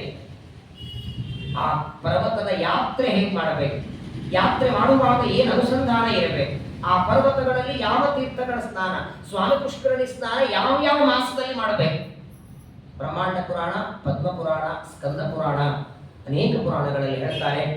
ಯಾವತ್ತಾದರೂ ಒಂದು ಸಲ ವೈಶಾಖ ಮಾಸದಲ್ಲಿ ಬರುತ್ತಲ್ಲ, ವೈಶಾಖದಲ್ಲೋ ಅಥವಾ ಆಶ್ವಿನದಲ್ಲೋ ಒಂದು ಬಾರಿ ಶ್ರೀನಿವಾಸ ಕಲ್ಯಾಣವನ್ನ ಇದೆಲ್ಲರೂ ಅವಕಾಶ ಕೊಟ್ರೆ, ಆದರೆ ಕಥೆ ಮಾತ್ರ ಭಾಳ ಹೇಳೋದಿಲ್ಲ. ವಿವಾಹದ ಕಥೆ ಸ್ವಲ್ಪ ಹೇಳ್ತೇನೆ. ಮುಖ್ಯವಾಗಿ ತೀರ್ಥಯಾತ್ರೆ ಹೇಗೆ, ತಿರುಪತಿಯಲ್ಲಿ ಏನೇನಿದೆ, ಆ ಬೆಟ್ಟದೊಳಗೆ ಎಷ್ಟು ತೀರ್ಥಗಳಿವೆ, ಯಾವ ರೀತಿ ಯಾತ್ರೆ ಹೇಗೆ ಮಾಡಬೇಕು, ಯಾರ್ಯಾರು ಮೊದಲು ಯಾತ್ರೆಗೆ ಬಂದಿದ್ರು, ತುಂಬಾ ಚೆನ್ನಾಗಿ. ಸುಮಾರು ನೋಡಿ, ವೇದವ್ಯಾಸರು ಬರೆದ 18 ಪುರಾಣಗಳಲ್ಲಿ 12 ಪುರಾಣದಲ್ಲಿ ವೆಂಕಟೇಶ ಮಹಾತ್ಮ ಬರ್ತದೆ. ನಮ್ಗೆ ಗೊತ್ತಿರೋ ಭವಿಷ್ಯದ ಪುರಾಣ ಒಂದೇ. ಇದನ್ನ ಯಾಕೆ ಹೇಳಿಕ್ ಬಂದಿ ಅಂದ್ರೆ, ಹಿಂದೆಲ್ಲ ಕಾಶಿ ಯಾತ್ರೆ ಹಾಗೆ ಒಂದು ಬಾರಿ ಮನೆಯಿಂದ ಹೊರಟ್ರೆ 3-4 ತಿಂಗಳು ಕಾಶಿ ಮುಟ್ಟೋದಕ್ಕೆ ಬೇಕಾಗಬಹುದು. ಆದರೆ ಮಧ್ಯದಲ್ಲಿ ಎಂದಿಗೂ ಸ್ನಾನ ಅನೇಕವರ ಬಿಡಬಾರದಂತೆ. ನೋಡಿ, ಪ್ರಾತಃ ಕಾಲದಿಂದ ಮಥುರೆಯಿಂದ ಹೊರಟಂತಹ ಈ ಅಕ್ರೂರ ಮಧ್ಯಾಹ್ನದ ಹೊತ್ತಿಗೆ ಯಮುನಾ ನದಿಗೆ ಬರ್ತಾನೆ, ಸ್ನಾನ ಮಾಡಿದ. ಮಧ್ಯಾಹ್ನದಲ್ಲಿ ಸೂರ್ಯನಿಗೆ ಕೊಡಬೇಕಾದ ಅರ್ಘ್ಯವನ್ನ ಕೊಟ್ಟ, ಸ್ವಲ್ಪ ಯಮುನಾ ನದಿಯ ನೀರನ್ನೇ ಕುಡಿತಾನೆ, ಮತ್ತೆ ರಥದಲ್ಲಿ ಕೂತ್ಕೊಂಡು ಹೊರಟಿದ್ದಾನೆ. ನತಸ್ಯ ಕಶ್ಚಿತ್ ಸುರತ್ತನೋ ನವಾ ಪ್ರಿಯೋ ದ್ವೇಷ್ಯ ಉಪೇಕ್ಷಗೇವ ಚ ತಥಾಪಿ ಭಕ್ತಾನ್ ಭಜತೆ ಯಥಾ ಯಥಾ ವನಸ್ಪತಿರ್ಯದ್ವದುಪಾಶ್ರಿತಾರ್ಥದಃ. ರಥದಲ್ಲಿ ಕೂತು ಗೋಕುಲಕ್ಕೆ ಬರುವಾಗ ಮನಸ್ಸಿನಲ್ಲಿ ಚಿಂತನೆ ಮಾಡ್ತಾ ಬರ್ತಾನೆ. ಪ್ರಪಂಚದೊಳಗೆ ಯಾರನ್ನೇ ನೋಡಿ, ಇಡೀ ವರ್ಲ್ಡ್ ಟೂರ್ ಮಾಡ್ಕೊಂಡು ಬನ್ನಿ, ಯಾವ ವ್ಯಕ್ತಿಯನ್ನೇ ನೋಡಿ ತನಗೊಂದು ಪ್ರಯೋಜನ ಲಾಭ ಇಲ್ಲ, ಯಾರು ಯಾವ ಕೆಲಸ ಮಾಡೋರು, ಕಸ ಬಳಿಯೋರಿರ್ಲಿ, ಅಡಿಗೆ ಮಾಡೋರಿರ್ಲಿ, ಬಡಿಸೋರಿರ್ಲಿ, ಅದು ಹಣದಿಂದ ಲಾಭವೋ ಅಥವಾ ಕೀರ್ತಿ ಬರ್ತದೋ, ಯಾವುದೋ ಒಂದು ಲಾಭದ ಅಪೇಕ್ಷೆಯಿಂದಲೇ ಮಾಡೋರು. ಎಳ್ಳಷ್ಟು ಪ್ರಯೋಜನ ಇಲ್ಲದೆ, ಎಳ್ಳಷ್ಟು ಅಪೇಕ್ಷೆ ಪಡದೆ ಮಾಡೋರು ದೇವರೊಬ್ಬನೇ. ಇಷ್ಟು ಪ್ರೀತಿ ಮಾಡ್ತಾನೆ ನಮ್ಮ ಮೇಲೆ ಹೇಳಿ. ತಂದೆ ತಾಯಿ ಬಂಧು ಬಳಗ ಇವರೆಲ್ಲರೂ ಮಾಡುವ ಪ್ರೀತಿಗಿಂತಲೂ ಕೋಟಿ ಕೋಟಿ ಕೋಟಿ ಪಟ್ಟು ಪ್ರೀತಿ ನಮ್ಮ ಮೇಲೆ ಮಾಡ್ತಾನೆ ದೇವರು. ಸಂತಂ ಸಮೀಪೆ ರಮಣಂ ರತಿಪ್ರದಂ ಇಡೀ ಜಗತ್ತು ಕಣ್ಣು ನೋಡುತ್ತದೆ, ಆದರೆ ತನ್ನನ್ನ ರಕ್ಷಣೆ ಮಾಡುವ ರೆಪ್ಪೆಯನ್ನ ನೋಡ್ಲಿಕ್ಕೆ ಕಣ್ಣಿಗಾಗಲ್ಲ. ಅದು ನೋಡ್ಬೇಕು ಅಂದ್ರೆ ಕನ್ನಡಿಯಲ್ಲೇ ನೋಡ್ಬೇಕು. ತನಗೆ ಯಾರು ರಕ್ಷಣೆ ಮಾಡ್ತಿದ್ದಾರೆ ಅಂತ ಕಣ್ಣಿಗೆ ಗೊತ್ತಿಲ್ಲ. ಹೊರಗಿದ್ದ ಕಸ ಧೂಳಿ ಒಳಗೆ ಹೋಗದೇ ಇರೋ ಹಾಗೆ ತನಗೆ ಈ ರೆಪ್ಪೆ ರಕ್ಷಣೆ ಮಾಡ್ತಿದೆ. ಮತ್ತೆ ಕಣ್ಣಿಗೂ ರೆಪ್ಪೆಗೂ ಎಷ್ಟಿದೆ ಅಂತರ? 1 ಕಿಲೋಮೀಟರ್ ಇದೆಯಾ? ಹೇಗೆ ತನ್ನ ಒಳಗೆ ಕಸ ಹೋಗದೇ ಇರೋ ಹಾಗೆ ತನ್ನನ್ನ ರಕ್ಷಣೆ ಮಾಡುವ ರೆಪ್ಪೆಯನ್ನ ನೋಡೋದಕ್ಕೆ ಕಣ್ಣಿಗೆ ಸಾಧ್ಯವಿಲ್ವೋ, ಹಾಗೆ ಹೃದಯ ಮಂಟಪದಲ್ಲಿ ಕೂತು ರಕ್ಷಣೆ ಮಾಡುವ ದೇವರನ್ನ ನಾವು ನೀವು ನೋಡುತ್ತಿಲ್ಲ. ಹತ್ರ ಇದ್ದಾನ್ರಿ ದೇವರು. ಆಪ್ತ ಕಾಮ ಪರಮಾತ್ಮ, ಯಾರಿಂದ ಅಪೇಕ್ಷೆ ಇಲ್ಲ. ಅರಣ್ಯದೊಳಗೆ ಗಿಡ ಮರಗಳು ಬೇಕಾದಷ್ಟು ಮಳೆ ಬರಲಿ ಬಿಸಿಲು ಬರಲಿ, ಆದರೂ ತಾವು ಕೊಡಬೇಕಾದ ಹಣ್ಣುಗಳು ಕೊಡುತ್ತವೆ. ಪರೋಪಕಾರಕ್ಕಾಗಿ ಹೇಗೆ ಗಿಡಮರಗಳಿವೆಯೋ ಹಾಗೆ ಪರೋಪಕಾರಕ್ಕಾಗಿ ಭಗವಂತನ ಅವತಾರ. ಅಂತಹ ಸರ್ವಜ್ಞನಾದ ದೇವರು ಇವತ್ತು ಭೂಮಿಯಲ್ಲಿ ಬಂದಿದ್ದಾರೆ. ಅವನ ದರ್ಶನ ನನಗಾಗತ್ತೆ. ಇಷ್ಟು ಚಿಂತನ, ಮಥುರೆಯಿಂದ ಹೊರಟವ ಗೋಕುಲಕ್ಕೆ ಬರೋವರೆಗೂ ಚಿಂತನ ಮಾಡ್ತಾ ಬರ್ತಾನೆ. ಏನ್ ಯಾತ್ರೆ ಇದು? ಯಾರ ಜೊತೆ ಹೊರಟಿಲ್ಲ, ಏನ್ ಮಾತಿಲ್ಲ, ಯಾವ ಕಥೆ ಇಲ್ಲ, ಯಾವ ಫೋನ್ ಇಲ್ಲ, ಯಾವ ವಾಟ್ಸಪ್ ಇಲ್ಲ. ಕೇವಲ ಭಗವಂತನ ಚಿಂತನ ಮಾಡ್ತಾ ಇವನು ಮಥುರೆಯಿಂದ ಗೋಕುಲಕ್ಕೆ ಬರೋದ್ರೊಳಗೆ ಸೂರ್ಯಾಸ್ತದ ಹೊತ್ತಾಗಿ ಇತಿ ಸಂಚಿಂತಯತೋ ಕೃಷ್ಣಂ ಶ್ವಫಲ್ಕವನಯೋಧ್ವನಿ ರಥೇನ ಗೋಕುಲಂ ಪ್ರಾಪ್ತಃ ಸೂರ್ಯಶ್ಚ ಅಸ್ತಗಿರಿಂ ನೃಪ. ಸೂರ್ಯ ಅಸ್ತಗಿರಿ ಅಸ್ತಪರ್ವತಕ್ಕೆ ಹೊರಟಿದ್ದ. ಸೂರ್ಯಾಸ್ತವಾಗುವ ಸಮಯಕ್ಕೆ ಗೋಕುಲಕ್ಕೆ ಬಂದಿದ್ದಾನೆ. ಆದರೆ ನೋಡಿ, ಗೋಕುಲಕ್ಕೆ ರಥದಲ್ಲಿ ಎಲ್ಲಿವರೆಗೆ ಬಂದ? ಎಲ್ಲಿ ಆ ಮಣ್ಣಿನೊಳಗೆ ಕೃಷ್ಣನ ಹೆಜ್ಜೆಗಳು ಕಾಣುತ್ತೋ ಅಲ್ಲಿವರೆಗೆ ಮಾತ್ರ ರಥದಲ್ಲಿ ಬಂದಿದ್ದಾನೆ. ಮಥುರೆಯಿಂದ ಹೊರಟವ ಕೃಷ್ಣನ ಹೆಜ್ಜೆಗಳು ಎಲ್ಲಿ ಶುರುವಾಗುತ್ತೆ ಅಲ್ಲಿವರೆಗೆ. ಯಾವಾಗ ಕೃಷ್ಣನ ಹೆಜ್ಜೆ ಕಾಣಲಿಕ್ಕೆ ಶುರುವಾಯಿತು, ಸಾರಥಿ ಹೇಳ್ತಾರೆ ನಿಲ್ಲಿಸು ರಥ ಅಂತ. ಇನ್ನು ದೂರ ಇದೆ ಕೃಷ್ಣನ ಮನೆ. ಆಗಿಂದಾಗ ರಥದಿಂದ ಇಳಿದಿದ್ದಾರೆ. ಆ ಗೋಕುಲದ ಮಣ್ಣಿನಲ್ಲಿ ಕೃಷ್ಣನ ಹೆಜ್ಜೆಗಳ ಬಿದ್ದಿವೆ. ಅದರ ಮೇಲೆ ಹೊರಳಾಡುತ್ತಿದ್ದಾನಂತೆ ಅಕ್ರೂರ. ಏನ್ರಿ ದೇವರ ಭಕ್ತರು ಹೆಂಗಿರ್ತಾರೆ? ದೇವಸ್ಥಾನದ ಬಾಗಿಲವರೆಗೆ ಚಪ್ಪಲ್ ಹಾಕೊಂಡ್ ಬರ್ತೀವಿ ನಾವು. ವಾಸ್ತವಿಕವಾಗಿ ದೇವರ ದರ್ಶನಕ್ಕೆ ದೇವಸ್ಥಾನಕ್ಕೆ ಹೋದ್ರೆ ಚಪ್ಪಲಿ ಹಾಕೊಂಡು ಹೋದ್ರೆ ಪುಣ್ಯ ಹೋಗಿಬಿಡತ್ತಂತೆ. ಮೊದಲನೇದು, ಮನೆಯಿಂದ ದೇವರ ಗುಡಿವರೆಗೆ ನಡ್ಕೋದಂತೂ ಹೋಗಲ್ಲ.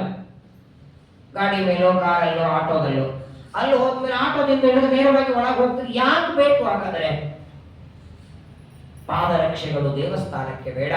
ಅದರಲ್ಲಿಯೂ ವಿಶೇಷವಾಗಿ ಜ್ಞಾನಿಗಳು ಮಹಾತ್ಮರು ಓಡಾಡಿದ ಸ್ಥಾನದಲ್ಲಿ ನಾವೆಲ್ಲ ಚಪ್ಪಲಿ ಹಾಕೊಂಡು ಓಡಾಡೋದಲ್ಲ. ವ್ಯಾಸರಾಜರಂತ ಮಹನೀಯರು ಸಮಗ್ರವಾದ ಆ ಪರ್ವತವೇ ಶಾಲಿಗ್ರಾಮ ಶಿಲಾ ಕಾಣಬೇಕು. ಮಲಮೂತ್ರಕ್ಕೂ ಕೆಳಗೆ ಬರ್ತಿದ್ರಂತೆ ಅವರು. 12 ವರ್ಷ ತಿರುಪತಿಯಲ್ಲಿ ಶ್ರೀನಿವಾಸನ ಸೇವೆ ಮಾಡಬೇಕಾದ್ರೆ ಮಲಮೂತ್ರಕ್ಕೂ ಕೆಳಗೆ ಬಂದು ವ್ಯಾಸರಾಜರು ಹೋಗ್ತಿದ್ರಂತೆ. ಅಲ್ಲ, ಅವರ ಯೋಗ್ಯತೆ ದೊಡ್ಡದು, ನಾವು ಅಷ್ಟು ಯೋಗ್ಯತೆ ನಮ್ದಲ್ಲ. ಆದರೆ ಕೊನೆ ಪಕ್ಷ ಈ ಚಿಂತನ ಅದು ಬರಬೇಕು ನೋಡಿ. ಪದಾನಿ ತಸ್ಯಾಖಿಲ ಲೋಕಪಾಲ ಕಿರೀಟ ಚೂಡಾಮಣಿ ಪಾದರೇಣೋ ದದರ್ಶ ಗೋಷ್ಠೇ ಕ್ಷಿತಿ ಕೌತುಕಾನಿ ವಿಲಾಕ್ಷಿತಾನ್ಯಜ್ಜಯವಾಂಕುಶಾದ್ಯೈ. ಇಡೀ ಜಗತ್ತನ್ನೇ ಪವಿತ್ರ ಮಾಡುವ ಗಂಗೆಯನ್ನ ಯಾವ ಪಾದದ ಉಗುರಿನಿಂದ ಹೊರಗೆ ಹಾಕಿದ್ನಲ್ಲ, ಅಂತಹ ಭಗವಂತನ ಪಾದಗಳ ಚಿಹ್ನೆ ಶಂಖಚಕ್ರ ಗದಾಪದ್ಮಗಳನ್ನ ಮಣ್ಣಿನಲ್ಲಿ ಬಿದ್ದದ್ದನ್ನ ನೋಡಿ ಅಕ್ರೂರ ರಥದಿಂದ ಇಳಿದ ಕ್ಷಣ ತನ್ನ ಕಿರೀಟ ತೆಗೆದಿಟ್ಟು ಹೊರಳಾಡುತ್ತಾನೆ. ಮೈಗೆಲ್ಲ ಭಗವಂತನ ಪಾದಧೂಳಿ ಹಚ್ಚಿಕೊಳ್ಳುತ್ತಾನೆ. ಇವತ್ತು ನನ್ನ ಜನ್ಮ ಸಾರ್ಥಕ ಆಯಿತು, ಪವಿತ್ರ ಆಯಿತು ಅಂತಾನೆ. ಭಗವಂತನ ಪಾದದ ಧೂಳಿ, ದೇವರ ಶರೀರದ ಧೂಳಿ, ಅದೇ ಗೋಪಿ ಚಂದನ. ಗೋಪಿ ತಲಾವ್ ಅಂತಿದೆ ವೃಂದಾವನಕ್ಕೆ ಹೋದಾಗ ನೋಡ್ರಿ, ಮಥುರೆಗೆ ಹೋದಾಗ, ದ್ವಾರಕಕ್ಕೆ ಹೋದಾಗ ನೋಡ್ತೀರಿ. ಆ ಗೋಪಿ ಚಂದನ ಕೃಷ್ಣ ಪರಮಾತ್ಮನ ದೇಹದ ಮಣ್ಣು. ಶ್ರೀಮದಾನಂದ ತೀರ್ಥ ಭಗವತ್ಪಾದಾಚಾರ್ಯರಿಗೆ ಅದೇ ಗೋಪಿ ಚಂದನ ಗಡ್ಡಿಯೊಳಗೆ ದ್ವಾರಕೆಯಿಂದ ಕೃಷ್ಣ ಪರಮಾತ್ಮ ಸಿಗುತ್ತಾನೆ. ನನ್ವನನ್ಯ ಶರಣಾತ್ಮನಾಂ ಸತಾಂ ಸಿದ್ಧಿ ವಿಘ್ನ ಮುಖದೋಷ ಭೇಚನಂ. ಗೋಪಿ ಚಂದನದ ಗಡ್ಡೆಯೊಳಗೆ ಆ ದ್ವಾರಕೆಯಿಂದ ಕೃಷ್ಣ ಬರ್ತಾನೆ. ಅದನ್ನ ತೊಳೆಯುವಾಗ 3 ಜನ ಅನಾಯಾಸವಾಗಿ ತೊಳೆಯುತ್ತಾರೆ. ಆಚಾರ್ಯರ ಮುಟ್ಟಿದ್ರೆ ಸಾಕು. ತ್ರಿಂಶದುತ್ಯತನರೈಸು ದುರ್ಧರ ಲೀಲಯಾ ನಯದಿ ಮಾಮಸೌ ಮಠಂ. ಉಡುಪಿಯಲ್ಲಿ ಕೃಷ್ಣನ ಸ್ಥಾಪನೆ ಮಾಡುವಾಗ ಸುಮಧ್ವಜ ವರ್ಣನೆ ಮಾಡ್ತದೆ ಪರಮಾತ್ಮನ ಅನಂತ ಸನ್ನಿಧಾನ ಗೋಪಿಚಂದನದಲ್ಲಿ.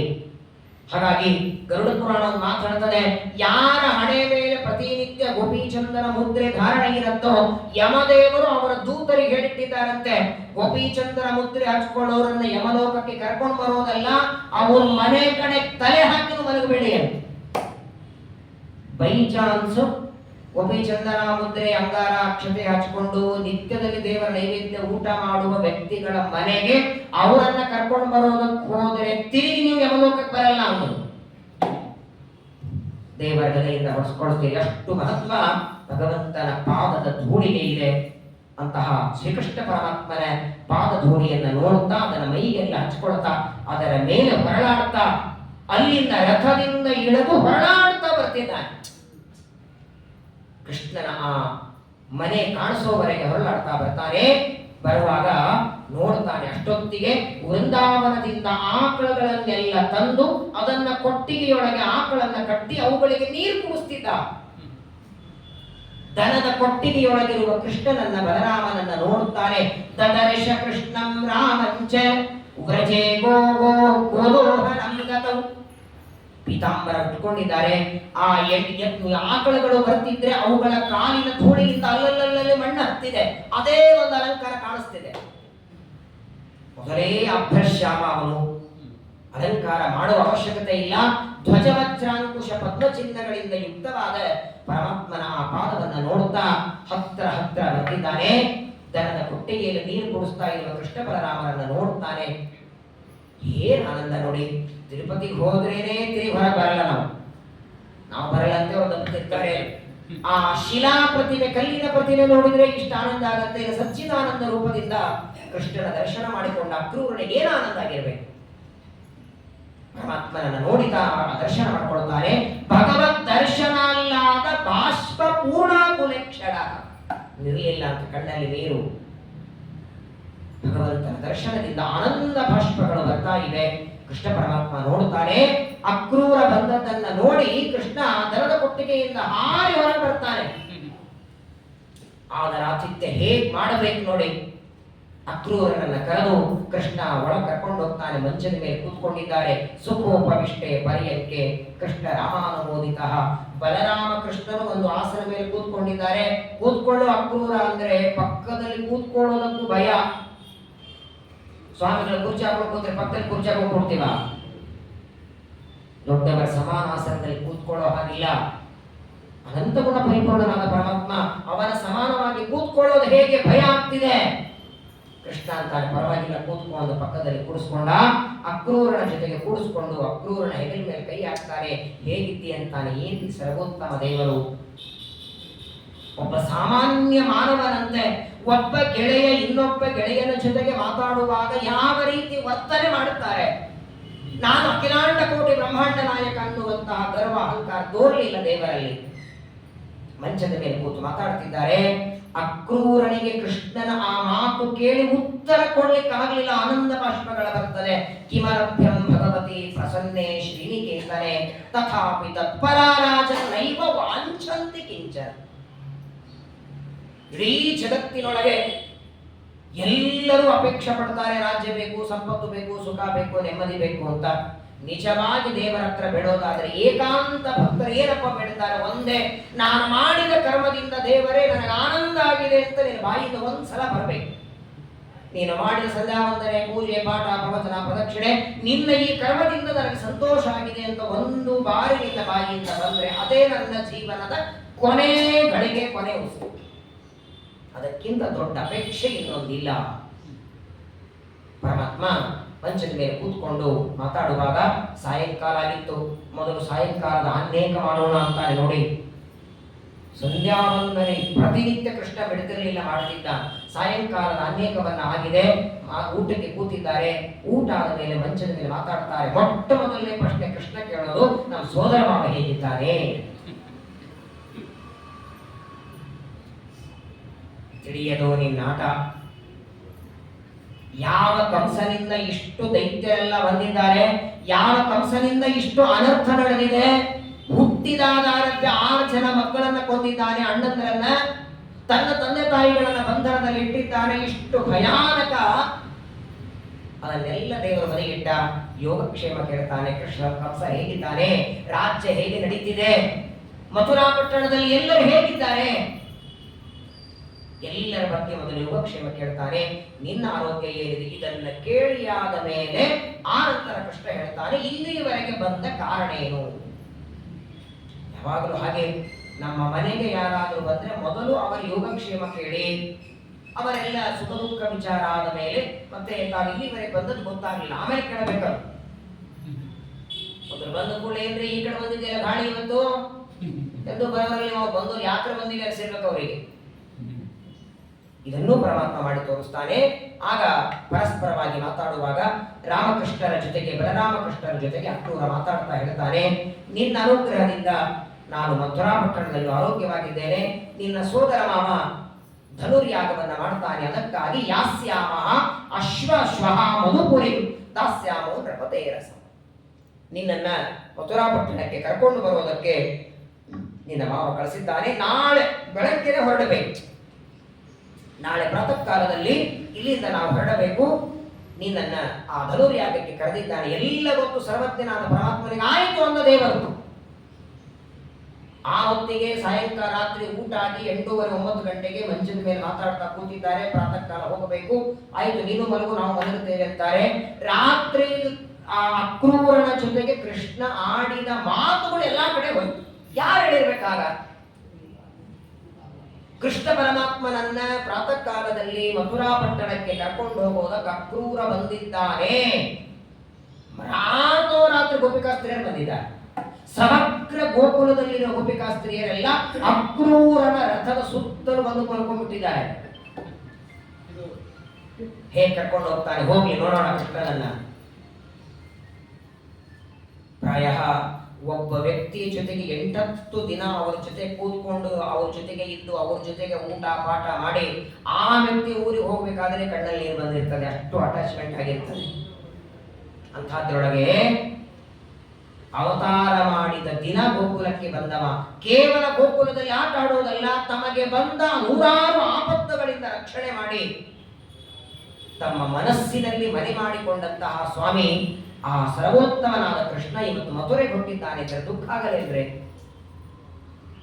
ಕೃಷ್ಣನನ್ನ ಕಳಿಸೋ ಮನಸ್ಸಿಲ್ಲ. ಎಲ್ಲ ಗೋಪಿಕಾಸ್ತ್ರೀಯರು ಬಂದು ತಮ್ಮ ದೈವಕ್ಕೆ ಬ್ರಹ್ಮನನ್ನ ಬೈತಾರೆ, ವಿಧಿಗೆ ಬೈತಾರೆ. ಕೃಷ್ಣನನ್ನ ನಮ್ಮಿಂದ ದೂರ ಮಾಡುತ್ತಿದ್ದೆಲ್ಲ ನಿನಗೆ ಕರುಣೆ ಇಲ್ವಾ ಅಂತಾರೆ. ಅಹೋ ವಿಧಾತಸ್ತವನ ಕ್ವಚಿತ್ತಯ ಸಂಯೋಜ್ಯ ಮೈತ್ರ ಪ್ರಣಯೇನ ದೇಹಿನಃ. ನೋಡಿ, ನಮ್ಮ ಸಂಸಾರನು ಹಾಗೆ ಇದೆ. ಯಾವುದೇ ಒಂದು ವಸ್ತುವಿನ ಮೇಲೆ ಅತೀ ಪ್ರೀತಿ ಕೊಟ್ಟು ಬಿಡ್ತಾನೆ ದೇವರು. ಆ ಪ್ರೀತಿ ಕೊಡುವಾಗಲೇ ಇದು ನಿನ್ ಜೊತೆಗೆ ಬಹಳ ತಿರಲ್ಲ ಅಂತ ಜ್ಞಾನ ಅವತ್ತೇ ಕೊಟ್ಟು ಬಿಟ್ಟಿದ್ದ ಅಂದ್ರೆ ಆ ವಸ್ತು ಕಳ್ಕೊಂಡಾಗ ನಮ್ಗೆ ದುಃಖ ಆಗಲ್ಲ. ಇದೊಂದು ಮುಚ್ಚಿಟ್ಟಿದ್ದಾನೆ ನೋಡಿ. ಯಾರ ಮೇಲೆ ಹೆಂಡತಿ ಗಂಡನ ಮೇಲೆಯೋ ಗಂಡ ಹೆಂಡತಿ ಮೇಲೂ ಮಕ್ಕಳ ಮೇಲೂ ಪ್ರೀತಿ ಮಾಡುವಾಗಲೇ ನೋಡಪ್ಪ ಇವರು ನಿನ್ ಜೊತೆ ಎಷ್ಟು ವರ್ಷ ಇರ್ತಾರೆ, ಇಂಥ ವರ್ಷಕ್ಕೆ ಇವರು ನಿನ್ನನ್ನು ಬಿಟ್ಟು ಹೋಗೋರಿದ್ದಾರೆ ಅಂತ ಅವತ್ತೇ ಸೂಚನೆ ಕೊಟ್ಟು ಬಿಟ್ಟಿದ್ದ ಅಂತ ಇಟ್ಕೊಳ್ಳಿ. ಏನಾಗ್ತಿತ್ತು ಹೇಳಿ? ಈ ವಸ್ತು ಇಂಥ ದಿನ ನಾನು ಕಳ್ಕೊಳ್ತೇನೆ ಅನ್ನುವ ಪರಿಜ್ಞಾನ ಅವತ್ತೇ ಆ ವಸ್ತುವಿನ ಮೇಲೆ ಸ್ನೇಹ ಮಾಡುವ ದಿನವೇ ಕೊಟ್ಟು ಬಿಟ್ಟಿದ್ದ ಅಂದ್ರೆ ಮೊದಲನೇದು ಅಷ್ಟು ಸ್ನೇಹ ಬರ್ತಿರ್ಲಿಲ್ಲ. ಎರಡನೇದು ಆ ವಸ್ತು ಕಳ್ಕೊಂಡಾಗ ಅಷ್ಟು ದುಃಖನೂ ನಮಗಾಗ್ತಿರ್ಲಿಲ್ಲ. ಅತೀ ಪ್ರೀತಿ ಮಾಡಿಬಿಡ್ತಾನೆ. ಸರ್ವಸ್ವವು ಅವರೇ ಅನ್ಕೊಂಡ್ಬಿಡ್ತಾನೆ. ಅವರಿಂದಲೇ ನನಗೆಲ್ಲ ಅಂತಾನೆ. ಒಂದಿಲ್ಲ ಒಂದಿನ ಅವ್ರ ಕೈ ಕೊಟ್ಟು ಹೋಗ್ಬಿಡ್ತಾನೆ. ಈ ಸ್ನೇಹ ಪಾಶ ಇದೆ ನೋಡಿ. ಕುಂತಿದೇವಿ ಹೇಳ್ತಾರೆ ಕೃಷ್ಣನಿಗೆ, ಸ್ನೇಹ ಪಾಶ ನಿಮಂ ಚಿಂದಿ ಧ್ರುವಂ ವೃಷ್ಣಿಷು ಪಾಂಡುಷು. ಯಾವಾಗ ಯಾರ ಮೇಲೆ ಪ್ರೀತಿ ಬರುತ್ತೆ ಗೊತ್ತಿಲ್ಲ. ವಿಚಿತ್ರ ಅಂದ್ರೆ ನೋಡಿ, ಇದು ನಂದು ಅನ್ನುವ ಅಭಿಮಾನ ಎಷ್ಟು ಕೊಡ್ತಾನೆ ದೇವರು. ಬಹಳ ವಿಚಿತ್ರ. ಆ ವಸ್ತುವಿನ ಸಂಬಂಧ ನಮಗೆ ಒಂದು ವಾರನೂ ಬೇಡ, ತಿಂಗಳೂ ಬೇಡ, ಒಂದು ದಿನನೂ ಬೇಡ, 1 ಗಂಟೆ ಆ ವಸ್ತುವಿನ ಸಂಪರ್ಕ ಆದ್ರೆ ಸಾಕು. ಈಗ ನಾಳೆ ನೈಮಿಷಾರಣ್ಯಕ್ಕೆ ನೀವೆಲ್ಲ ಬರ್ತೇವೆ. ನೈಮಿಷಾರಣ್ಯದಲ್ಲಿ ಸೈಡ್ ಸೀನ್ ನೋಡಕ್ ಹೋಗ್ಬೇಕು. ಒಂದೊಂದು ಆಟೋದಲ್ಲಿ 6 ಜನ ಕೂತ್ಕೊಂಡು ಹೋಗ್ಬೇಕು. ಒಂದು 8-10 ಕಡೆ ತೋರಿಸ್ತಾರೆ. 6 ಜನ ಒಂದು ಆಟೋದಲ್ಲಿ ಕೂತಿರ್ತೀರಾ, ಒಂದು ಕಡೆ ಇಳಿತೀರಿ, ಅದನ್ನ ನೋಡಿ ಮತ್ತೆ 6 ಜನ. ಆ 6 ಜನರಲ್ಲಿ ಒಂದು 2 ಆ ಕಡೆ ಹೋದ್ರೆ ಅವರನ್ನ ಕರೆಯುವಾಗ ಹೆಂಗ್ ಕರಿತೀರಿ? ನಮ್ಮ ಆಟೋ ಇಲ್ಲಿದೆ, ಅಟ್ಟ ನಮ್ಮ ಆಟೋ ಅಂದ್ಬಿಡ್ತೀವಿ ಅದನ್ನ. ಅಂತಿಮೋ ಇಲ್ಲ ಹೇಳಿ? ನಾನ್ ಮೊನ್ನೆ ಬದರಿ ಯಾತ್ರೆಗೆ ಹೋದಾಗ ಹರಿದ್ವಾರದಿಂದ ಹೋಗುವಾಗ ಅಲ್ಲಲ್ಲಿ ನಿಂತ್ಕೊಂಡ್ರೆ ನಮ್ಮ ಬಸ್ನವ್ರ ಹತ್ರ ಹೇಳಿ, ಯಾವಾಗ ನಿಮ್ದಾಯ್ತು ಬಸ್? ಅದು ನೀವ್ ಯಾವಾಗ ಕೊಟ್ರಿ ಅದಕ್ಕೆ ದುಡ್ಡು? ನಿಮ್ಮ ಹೆಸರು ರಿಜಿಸ್ಟ್ರೇಷನ್ ಯಾವಾಗ ಆಯ್ತು? ನಮ್ಮ ಆಟೋ ಇಲ್ಲಿದೆ. ನಮ್ಮ ರೂಮ್ದವ್ರು ಬರ್ರಿಪ್ಪ, ನೀವ್ ಯಾವಾಗ ತಗೊಂಡ್ರಿ? ಅದು ನಮ್ದು ಅಂತ ಕೊಟ್ಟು ಬಿಡ್ತಾರೆ ದೇವರು ಭಾವನೆ. ಇನ್ನ ಅದು ಆಟೋ ಗಿಟೋ ದೂರ ಬಿಡಿ. ನಾಳೆ ವಿಜಯದಾಸರ ಆರಾಧನೆಗೆ ಊಟಕ್ಕೆ ಬರ್ತೀರಲ್ಲ, ಒಂದು ದೊಡ್ಡಲೆ ಹಾಕಿರ್ತಾರೆ, ಅದು ನಂದು ಅಂತ ಮಾಡ್ಕೊಂಡ್ಬಿಟ್ಟಿರ್ತೀರಿ. ಅಕಸ್ಮಾತ್ ಯಾರು ಕೂತ್ರೆ ನಂದು ಅಂತ ಆಗ್ಬಿಡ್ತದೆ. ಅಯ್ಯೋ ನಾನ್ ಹೇಳಿದ್ರು ನಂದು ಎಲೆ ಅದು. ಆ ಎಲೆ ಅಂಗಡಿಯಲ್ಲಿದ್ದಾಗ ಅದು ನಂದು ಅಂದಿರಲಿಲ್ಲ, ಅದನ್ನ ತಂದು ಎಲ್ಲೋ ಇಟ್ಟಾಗ್ಲೂ ನಂದು ಅಂದಿರಲಿಲ್ಲ. ಅದನ್ನ ಇಲ್ಲಿ ಹಾಕಿರ್ತಾರೆ, ಕೂತ್ಕೊಂಡಿರ್ತೀರ, ದೊಡ್ಡ ಎಲೆ ಇರ್ತದೆ, ಅಷ್ಟಕ್ಕೆ ನಂದು ಒಂದು ಪ್ರೀತಿ ಬರ್ತದೆ. ಇನ್ನೊಬ್ಬರು ತಗೊಂಡ್ರೆ ಸಿಟ್ಟು ಬರ್ತದೆ, ನಿಮ್ಮನ್ನ ಆಚೆ ಸರಿ ಅಂದ್ರೆ ಕೋಪ ಬರ್ತದೆ. ಎಷ್ಟೊತ್ತಂದ್ರೆ ಆ ಎಲೆ ಮೇಲೆ ನಂದು ಅನ್ನೋ ಪ್ರೀತಿ ಮಜ್ಜಿಗೆಯನ್ನ ಆಗೋವರೆ. ಆಮೇಲೆ ಯಾರು ತಗೋತೀನಂದ್ರೆ ಮೊದಲು ತಗೊಂಡು ಹೋಗಂತೇಳಿ. ವಿಚಿತ್ರವಾದದ್ದು ದೇವರ. ಯಾವಾಗ ಯಾವ ವಸ್ತುಗಳ ಮೇಲೆ ಎಷ್ಟು ಪ್ರೀತಿ ಕೊಡ್ತಾರೆ. ಕೆಲವು ಬಾರಿ ಯಾವ ವಸ್ತುಗಳಿಲ್ಲದೆ ನಾವು ಬದುಕೋದೇ ಇಲ್ಲ ಅನ್ನುವಷ್ಟು ಪ್ರೀತಿ ಕೊಟ್ಟು ಬಿಡ್ತಾರೆ. ಈಗ ಗೋಪಿಕಾ ಸ್ತ್ರೀಯರಂತಾರೆ, ನಮ್ಮ ಪರಿಸ್ಥಿತಿ ಯಾರು ಅಂತ ಹೇಳ್ಕೊಳ್ಳೋಣ. ಇವತ್ತಿನವರೆಗೆ ಕೃಷ್ಣ ಇಲ್ಲದ ಜೀವನವೇ ಇಲ್ಲ. ಪ್ರಾತಃ ಕಾಲದಿಂದ ರಾತ್ರಿವರೆಗೆ ಒಂದು 8-10 ಬಾರಿ ಆದ್ರೂ ಅವ್ರ ಮುಖ ನೋಡ್ಬೇಕು. ಅವು ನಮ್ಮ ಮನೆಗೆ ಬರಲಿ ಅಥವಾ ನಾವು ಅವ್ರ ಮನೆಗೆ ಬರಲಿ, ಇವತ್ತು ಕೃಷ್ಣ ಬಿಟ್ಟು ಹೋಗ್ತಿದ್ದ ನಮ್ಮನ್ನ, ಯಾಕೆ ಹೀಗೆ ಮಾಡಿದೆ ಅಂತ ವಿಧಿಯನ್ನ ಬೈತಾ ಆ ಕೃಷ್ಣನನ್ನ ಕರ್ಕೊಂಡು ಬರೋದಕ್ಕೆ ಅಕ್ರೂರ ಬಂದಿದ್ದಲ್ಲ, ಕರ್ಕೊಂಡು ಹೋಗೋದಕ್ಕೆ ಅಕ್ರೂರನನ್ನ ನೋಡಿ ಗೋಪಿಕಾ ಸ್ತ್ರೀಯರೆಲ್ಲ ಕೇಳ್ತಾರೆ. ಸಾಮಾನ್ಯವಾಗಿ ಮಕ್ಕಳಿಗೆ ಹೆಸರಿಡ್ತಾರಲ್ಲ, ಹೆಸರಿಡುವಾಗ ನೋಡಿ, ಈ ಮಗು ಮುಂದೇನಾಗುತ್ತೆ ಗೊತ್ತಿಲ್ಲ, ಹೆಸರಿಡುವಾಗಲೇ ಗೊತ್ತಾಗ್ಬಿಟ್ಟಿದ್ರೆ ಇಂಜಿನಿಯರ್ ಆಗ್ತಾನೋ, ಡಾಕ್ಟರ್ ಆಗ್ತಾನೋ, ಆಚಾರ ಆಗ್ತಾನೋ, ಪುರೋಹಿತ ಆಗ್ತಾನೋ, ಆಗ್ಲೇ ಗೊತ್ತಾಗ್ಬಿಟ್ಟಿದ್ರೆ ನೋಡ್ಕೊಂಡೆ ಹೆಸರಿಟ್ಟಿರೋರಲ್ವೇ. ಆದರೆ ನೋಡಿ, ಕೆಲವು ಬಾರಿ ಏನಾಗುತ್ತೆ, ಆ ಹೆಸರಿಗೂ ಆ ವ್ಯಕ್ತಿಗೂ ಸಂಬಂಧವೇ ಇರಲ್ಲ. ಹೆಸರು ಒಂದಿರ್ತದೆ, ಆ ವ್ಯಕ್ತಿ ಒಂಥರ ಇರ್ತಾನೆ. ಯಾವಾಗಲೂ ಒಂದು ದಿನ ಬಿಸಿ ನೀರು ಬಿಟ್ಟು ತಣ್ಣೀರು ಸ್ನಾನ ಮಾಡಿರಲ್ಲ, ನಾರಾಯಣ ಅಂತ ಹೆಸರಿಟ್ಟಿರ್ತಾರೆ. ನಾರಾಯಣ ಅಂದ್ರೆ ಸಮುದ್ರದಲ್ಲಿ ಮಲಗಿದವ, ಹಾಸಿಗೆ ಮೇಲೆ ಬಿಟ್ಟು ನೀರಿನ ಮೇಲೆ ಯಾವತ್ತು ಮಲಗಿ ಇರ್ತಾನೆ. ಅಕ್ರೂರನನ್ನು ಕರೆದು ಎಲ್ಲ ಗೋಪಿಕಾ ಸ್ತ್ರೀಯರು ಕೇಳ್ತಾರೆ, ನಿನಗೆ ಅಕ್ರೂರ ಅಂತ ಯಾರಿಗೆ ಇಟ್ಟದ್ದು? ಕ್ರೂರಿ ನೀನು ಅಂತಾರೆ. ಅಕ್ರೂರ ಅಲ್ಲ, ಬರೇ ಕ್ರೂರಿ ನೀನು. ಕ್ರೂರಸ್ತ್ವಮಕ್ರೂರ ಸಮಾಖ್ಯಯ ಸ್ಮೃತಃ. ಪ್ರಪಂಚದೊಳಗೆ ನಿನ್ನಂತಹ ಕ್ರೂರ ಮತ್ತೊಬ್ಬರಿಲ್ಲ. ಇವತ್ತಿನವರೆಗೆ ಯಾವ ಸ್ವಾಮಿಯನ್ನ ಕಣ್ಣಲ್ಲಿ ಕಣ್ಣಿಟ್ಟು ದೇವರ ದರ್ಶನ ಮಾಡುತ್ತೇವೆ ಅಂತಹ ಕೃಷ್ಣನನ್ನ ನಮ್ಮಿಂದ ದೂರ ಮಾಡ್ಲಿಕ್ಕೆ ಬಂದಿದೆಯಲ್ಲ, ಯಾರಿಗ ಅಕ್ರೂರ ಅಂತ ಕರೆದದ್ದು? ಅವನಿಗೆ ಇಷ್ಟು ಮಂಗಳಾರತಿ ಮಾಡಿದರು ನೋಡಿ. ಪಾಪ ಅವನ ಪರಿಸ್ಥಿತಿ ಏನು? ಕರ್ಕೊಂಡ್ ಬಾ ಅಂತ ಸೋದರ ಮಾವ ಕಳಿಸ್ತಾನೆ, ಕರ್ಕೊಂಡು ಬರುವುದಕ್ಕೆ ಅಳೆಯಿಂದ ಸಿದ್ಧರಾಗಿದ್ದಾರೆ. ಅವರಿಬ್ಬರ ಮಧ್ಯದಲ್ಲಿ ಗೋಪಿಕಾ ಸ್ತ್ರೀಯರಿಂದ ಮಂಗಳಾರತಿ. ಅಕ್ರೂರನ ಬೈತಾರೆ, ವಿಧಿಯನ್ನ ಬೈತಾರೆ. ಕೊನೆಗೆ ಪ್ರಾತಃ ಕಾಲದಲ್ಲಿ ಕೃಷ್ಣ ಬಲರಾಮರು ಸ್ನಾನ ಮಾಡಿ ರಥದಲ್ಲಿ ಕೂತ್ಕೊಂಡಾರೆ. ಅಕ್ರೂರ ಯಾಕೋ ರಥ ಹೋಗ್ತಾ ಇಲ್ಲಲ್ಲ ಮುಂದೆ ಅಂದ್ರೆ, ಹೇಗೆ ಹೋಗೋದು ಸ್ವಾಮಿ? ರಥದ ಒಂದೊಂದು ಗಾಲಿ ಮುಂದೆ 4 ಜನ ಮಾಡ್ಕೊಂಡಿದ್ದಾರೆ, ಅಡ್ಡ ನಿಂತಿದ್ದಾರೆ, ಬಿಡೋದಿಲ್ಲ ದಾರಿ. ಅಕಸ್ಮಾತ್ ರಥ ಹೋಗೋದೇ ಆದ್ರೆ ನಮ್ಮ ದೇಹದ ಮೇಲೆ ಹೋಗಿ. ಗೋಪಿಕಾ ಸ್ತ್ರೀಯರು ರಥವನ್ನು ಬಿಡ್ತಾ ಇಲ್ಲ, ನಿನ್ನನ್ನ ಕರ್ಕೊಂಡು ಹೋಗೋದಕ್ಕೆ ಹೋಗ್ತಾ ಇಲ್ಲ ಅನ್ನೋ ಕ್ಷಣ ರಥದಲ್ಲಿ ಕೂತಂತಹ ಕೃಷ್ಣ ಪರಮಾತ್ಮ ಗೋಪಿಕಾ ಸ್ತ್ರೀ ಒಂದೇ ಮಾತಾಡ್ತಾರೆ, ನಾನು ಕಂಸನ ಸಂಹಾರ ಮಾಡಿ ಮತ್ತೆ ಬರ್ತೇನೆ. ಶ್ರೀಮದ್ ಆಚಾರ್ಯ ಹೇಳ್ತಾರೆ, ಸಾಮಾನ್ಯವಾಗಿ ಪ್ರಪಂಚದಲ್ಲಿ ನೋಡಿ, ಯಾರ ಮೇಲೆ ಹೆಚ್ಚು ಪ್ರೀತಿ ಇರುತ್ತೋ ಅವರಿಗೆ ದುಃಖ ಆದರೆ ಮನುಷ್ಯ ಈ ತರಹದ ಮಾತಾಡ್ತಾನೆ. ಕೃಷ್ಣ ಅನ್ಬೋದಾಗಿತ್ತಲ್ಲ, ನಾನು ಅವತಾರ ಮಾಡಿದ್ದೆ ಕಂಸನ ಸಂಹಾರಕ್ಕೆ, ನಿಮ್ ಜೊತೆ ಆಟ ಆಡ್ಲಿಕ್ಕಲ್ಲ. ಇಷ್ಟೊತ್ತು ನಿಮ್ ಜೊತೆಗೆ ಆಟ ಆಡಿ ಆಯ್ತು, ರಸಕ್ರೀಡೆ ಆಯ್ತು, ನಾನು ಹೋಗ್ತೇನೆ, ನನಗೆ ಎಲ್ಲಿ ಬೇಕೋ ನಾನು ಹೋಗ್ತೇನೆ ಅನ್ಬೋದಾಗಿತ್ತು. ಸಿಟ್ಟಿನಿಂದ ಹಾಗೆ ಹೇಳಿಲ್ಲ, ಆಶ್ವಾಸನೆ ಕೊಡ್ತಾನೆ, ಕಂಸನ ಸಂಹಾರ ಮಾಡಿ ಬರ್ತೇನೆ. ಆದ್ರೆ ಮಾತು ಮರಿಬೇಡಿ, ಕಂಸನನ್ನ ಕೊಂದು ಬರ್ತೇನೆ ಅಂತ ಹೇಳಿ ಹೋಗ್ತಾರಾದ್ರೆ ಬರಲಿಲ್ಲ. ಯಾಕೆ ಬರಲಿಲ್ಲ? ಕಂಸನ ಸಂಹಾರ ಮಾಡಿದ ಮೇಲೆ ವಸುದೇವ ದೇವಕಿಯರನ್ನ ಬಂಧನದಿಂದ ಬಿಡಿಸ್ತಾನೆ. ಬಿಡಿಸಿದ ಮೇಲೆ ಆಗ ದೇವಕಿ ಅಂತಾಳೆ, ಅವತಾರ ಮಾಡಿದ ದಿನ ನನ್ನಿಂದ ದೂರ ಆದವನು ಇವತ್ತು 8 ವರ್ಷ ಆದ ಮೇಲೆ ಬಂದಿದ್ದೆ, ಇನ್ಮೇಲಾದ್ರೂ ನನ್ನ ಜೊತೆಗಿರು ಅಂತ ಅಪೇಕ್ಷೆ ಪಡ್ತಾಳೆ. ತಾಯಿ ಆಸೆ ಪೂರ್ಣ ಮಾಡೋದಕ್ಕೆ ಮಥುರೆಯಲ್ಲೇ ಉಳಿದ. ಮತ್ತೆ ಇವ್ರಿಗೆ ಮಾತು ಕೊಟ್ಟಿದ್ನಲ್ಲ, ಕೈ ಕೊಟ್ನ. ಗೋಪಿಕಾ ಸ್ತ್ರೀಯರಿಗೆ ನಾನು ಬರ್ತೇನೆ ಅಂತ ಮಾತು ಕೊಟ್ಟಿದ್ನಲ್ಲ, ಹಾಗಾದರೆ ಗೋಪಿಕಾ ಸ್ತ್ರೀಯರ ಮಾತು ನಡೆಸಬೇಕು ಅಥವಾ ನನ್ನ ಜೊತೆಗಿರುವಂತ ತಾಯಿ ಹೇಳಿದ ಮಾತು ನಡೆಸಬೇಕು? ಗೋಪಿಕಾ ಸ್ತ್ರೀಯರು ಭಕ್ತರು, ತಾಯಿ ಅವಳು ಭಕ್ತಳೆ, ಜನ್ಮ ಕೊಟ್ಟದ್ದು. ಆದರೆ ಭಗವಂತ ಇಬ್ಬರ ಮನಸ್ಸು ನೋಯಿಸಲಿಲ್ಲ. ಪ್ರತ್ಯಕ್ಷವಾಗಿ ತಾಯಿ ಹತ್ರ ಇದ್ದು ಅವಳ ಸೇವೆ ಮಾಡುತ್ತಾ ಅವಳಿಗೆ ಆನಂದ ಕೊಟ್ಟ. ನಾನು ಬರ್ತೇನೆ ತನ್ನ ಮಾತುಗಳನ್ನ ಸಂದೇಶದ ಮೂಲಕ ಉದ್ಧವರನ್ನ ಕಳಿಸಿ ಅವರಿಗೆ ಸಂತೋಷ ಕೊಡ್ತಾರೆ. ಅದನ್ನು ಮುಂದೆ ಹೇಳ್ತಾರೆ, ಮಥುರೆಗೆ ಕೃಷ್ಣ ಹೋದ ಮೇಲೆ ಕೆಲವು ದಿನಗಳಾದ ಮೇಲೆ ಉದ್ಧವ ಬರ್ತಾರೆ ಕೃಷ್ಣನ ಸಂದೇಶ ತಗೊಂಡು. ನಾವು ಮೈ ಮೇಲೆ ಬೀಳ್ತಾರಂತೆ ಗೋಪಿಕಾಸ್ತ್ರಿ. ನನ್ನನ್ನು ಕೃಷ್ಣ ಕೇಳಿದ್ನ, ನನ್ನ ಹೆಸರು ಕೊಟ್ಟು ಕೇಳ್ದ. ಓ, ನಿನ್ನ ಹೆಸರು ಕರೀತಿದ್ದ, ನೀನೇನು ಹಾಲು ಕೊಡ್ತಿದ್ದೆ ಅಂತೆ, ಮೊಸರು ಕೊಡ್ತಿದ್ದೆ ಅಂತೆ, ಬೆಣ್ಣೆ ಕೊಡ್ತಿದ್ದೆ ಅಂತೆ. 1 ತಿಂಗಳ ಉದ್ದವ ಗೋಕುಲದಲ್ಲಿದ್ರೆ ದಿನಕ್ಕೆ 3 ಮನೆಯಲ್ಲಿ ಊಟ ಅವನಿಗೆ. ನನ್ನ ಮನೆಪ್ಪ, ನನ್ನನ್ನು ಕೃಷ್ಣ ಕೇಳಿದ್ದ, ನನ್ನನ್ನು ಯಾವಾಗ ನೆನೆಸ್ಕೊಡ್ತಿದ್ದ. ಒಬ್ಬೊಬ್ಬರು ಬಂದು ಕೇಳೋರು, ಎಲ್ಲರೂ ಕೇಳುವಾಗ ನಂದ ಯಶೋಧನೆ ಬರ್ತಾರೆ, ನಮ್ಮನ್ನು ಆವಾಗ ನೆನೆಸ್ಕೊಡ್ತಿದ್ದ ಅಂತ ಉದ್ದವರ ಕಣ್ಣಲ್ಲಿ ನೀರು ನಿಲ್ಲಿಲ್ಲ. ಕಿಂಬ ವಶಿಷ್ಠಂ ಯುವಯೋಸು ಕೃತ್ಯಂ ಅಂತಾರೆ. ಸ್ವತಂತ್ರ ದೇವರು ಯಾರ ಮನಸ್ಸು ನೋಯಿಸೋದಿಲ್ಲ. ಪರಮಾತ್ಮ ಗೋಪಿಕಾಸ್ತ್ರೀಗೆ ಹೇಳ್ತಾರೆ, ನಾನು ಮತ್ತೆ ಬರ್ತೇನೆಂದ್ರೂ ದಾರಿ ಬಿಡ್ತಾ ಇಲ್ಲ. ಕೊನೆಗೆ ಅಕ್ರೂರನಿಗೆ ಹೇಳ್ತಾರೆ, ಇವತ್ತಿನವರೆಗೆ ರಥವನ್ನ ನೆಲದ ಮೇಲೆ ಓಡಿಸಿದ್ಯಲ್ಲ, ಇವತ್ತೊಂದು ಹೊಸ ಪ್ರಯೋಗ, ಆಕಾಶದಲ್ಲಿ ರಥ ಹಾರಲಿ ಅಂತ. ಇವನು ಅಂದ್ರೆ ಏನೇನೋ ಹಾರ್ತದೆ. ಆ ರಥದಲ್ಲಿ ಪೆಟ್ರೋಲ್ ಇಲ್ಲ, ಗಾಡಿ ಇಲ್ಲ. ಇದೇ ಪರಮಾತ್ಮನ ಭಕ್ತರು ಹಿಂದೆ ಕರ್ದಮರ ಕಥೆ ಕೇಳಿರಲ್ಲ, ಕರ್ದಮರು ವಿಮಾನವನ್ನ ಮಾಡಿ ಎಲ್ಲಾ ಕಡೆಗೆ ಸಂಚಾರ ಮಾಡಿದವರು. ಸ್ವತಃ ಕೃಷ್ಣ ಕೂತಂತಹ ರಥ ಇದು ಆಕಾಶದಲ್ಲಿ ಹಾರಲಿ ಅಂತ ಇಚ್ಛೆ ಪಟ್ಟ ಭೂಮಿ ಬಿಟ್ಟು ಮೇಲೆ ಬಂತು ರಥ.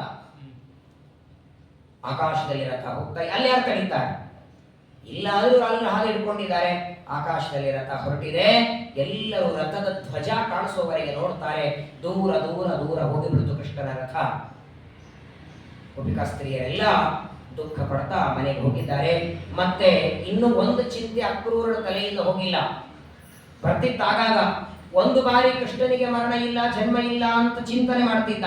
ಆದರೂ ಕಂಸ ಮಾತ್ರ ಈ ಕರಸದಂತೂ ಕೊಲ್ಲೋದಕ್ಕೆ ಅಲ್ವಾ. ಕುವಲಯ ಪೀಡ ಆನೆ ಇಟ್ಟಿದ್ದಾರೆ, ಚಾಣೂರ ಮುಷ್ಟಿಕರನ್ನ ಇಟ್ಟಿದ್ದಾರೆ. ಅವರನ್ನ ಕರೆಯೋದೇ ಸಂಹಾರ ಮಾಡಲಿಕ್ಕೆ. ಆ ಕೃಷ್ಣನನ್ನ ಕೊಲ್ಲೋದರಲ್ಲಿ ನಂದು ಕೈವಾಡ ಆಗತ್ತಾ? ಕೃಷ್ಣ ಬಲರಾಮರ ಸಂಹಾರದಲ್ಲಿ ನಂದು ಒಂದು ಕೆಲಸ ಆಗತ್ತ, ಏನ್ ಮಾಡ್ಲಿ?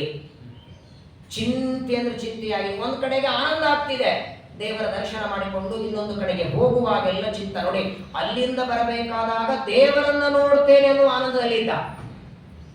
ಕೃಷ್ಣ ಬಲರಾಮನನ್ನ ಕರ್ಕೊಂಡು ಹೋಗುವಾಗ ಮಾತ್ರ ನಾಳೆ ಇವರನ್ನ ಕಂಸ ಕೊಲ್ತಾನಲ್ಲ, ಹೇಗೆ ಮಾಡ್ಲಿ ಅನ್ನುವ ಚಿಂತೆಯಲ್ಲಿದ್ದ.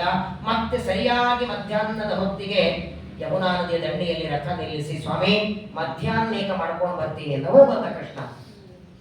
ಕೃಷ್ಣ ಬಲರಾಮ ರಥದಲ್ಲಿ ಕೂತಿದ್ದಾರೆ, ಯಮುನಾ ನದಿಗೆ ಬರ್ತಾರೆ, ಮುಳುಗುತ್ತಾನೆ. ಯಾವ ವಸ್ತ್ರ, ಯಾವ ಕವಚ, ಯಾವ ಕಿರೀಟ ಹಾಕೊಂಡು ರಥದಲ್ಲಿ ಕೂತಿದ್ದಾರೆ, ಅದೇ ರೂಪವನ್ನು ನೀರಿನಲ್ಲಿ ತೋರಿಸಿದ. ಅದೇ ರೂಪ, ಕವಚ, ಕರ್ಣ, ಕುಂಡಲ, ಪೀತಾಂಬರ.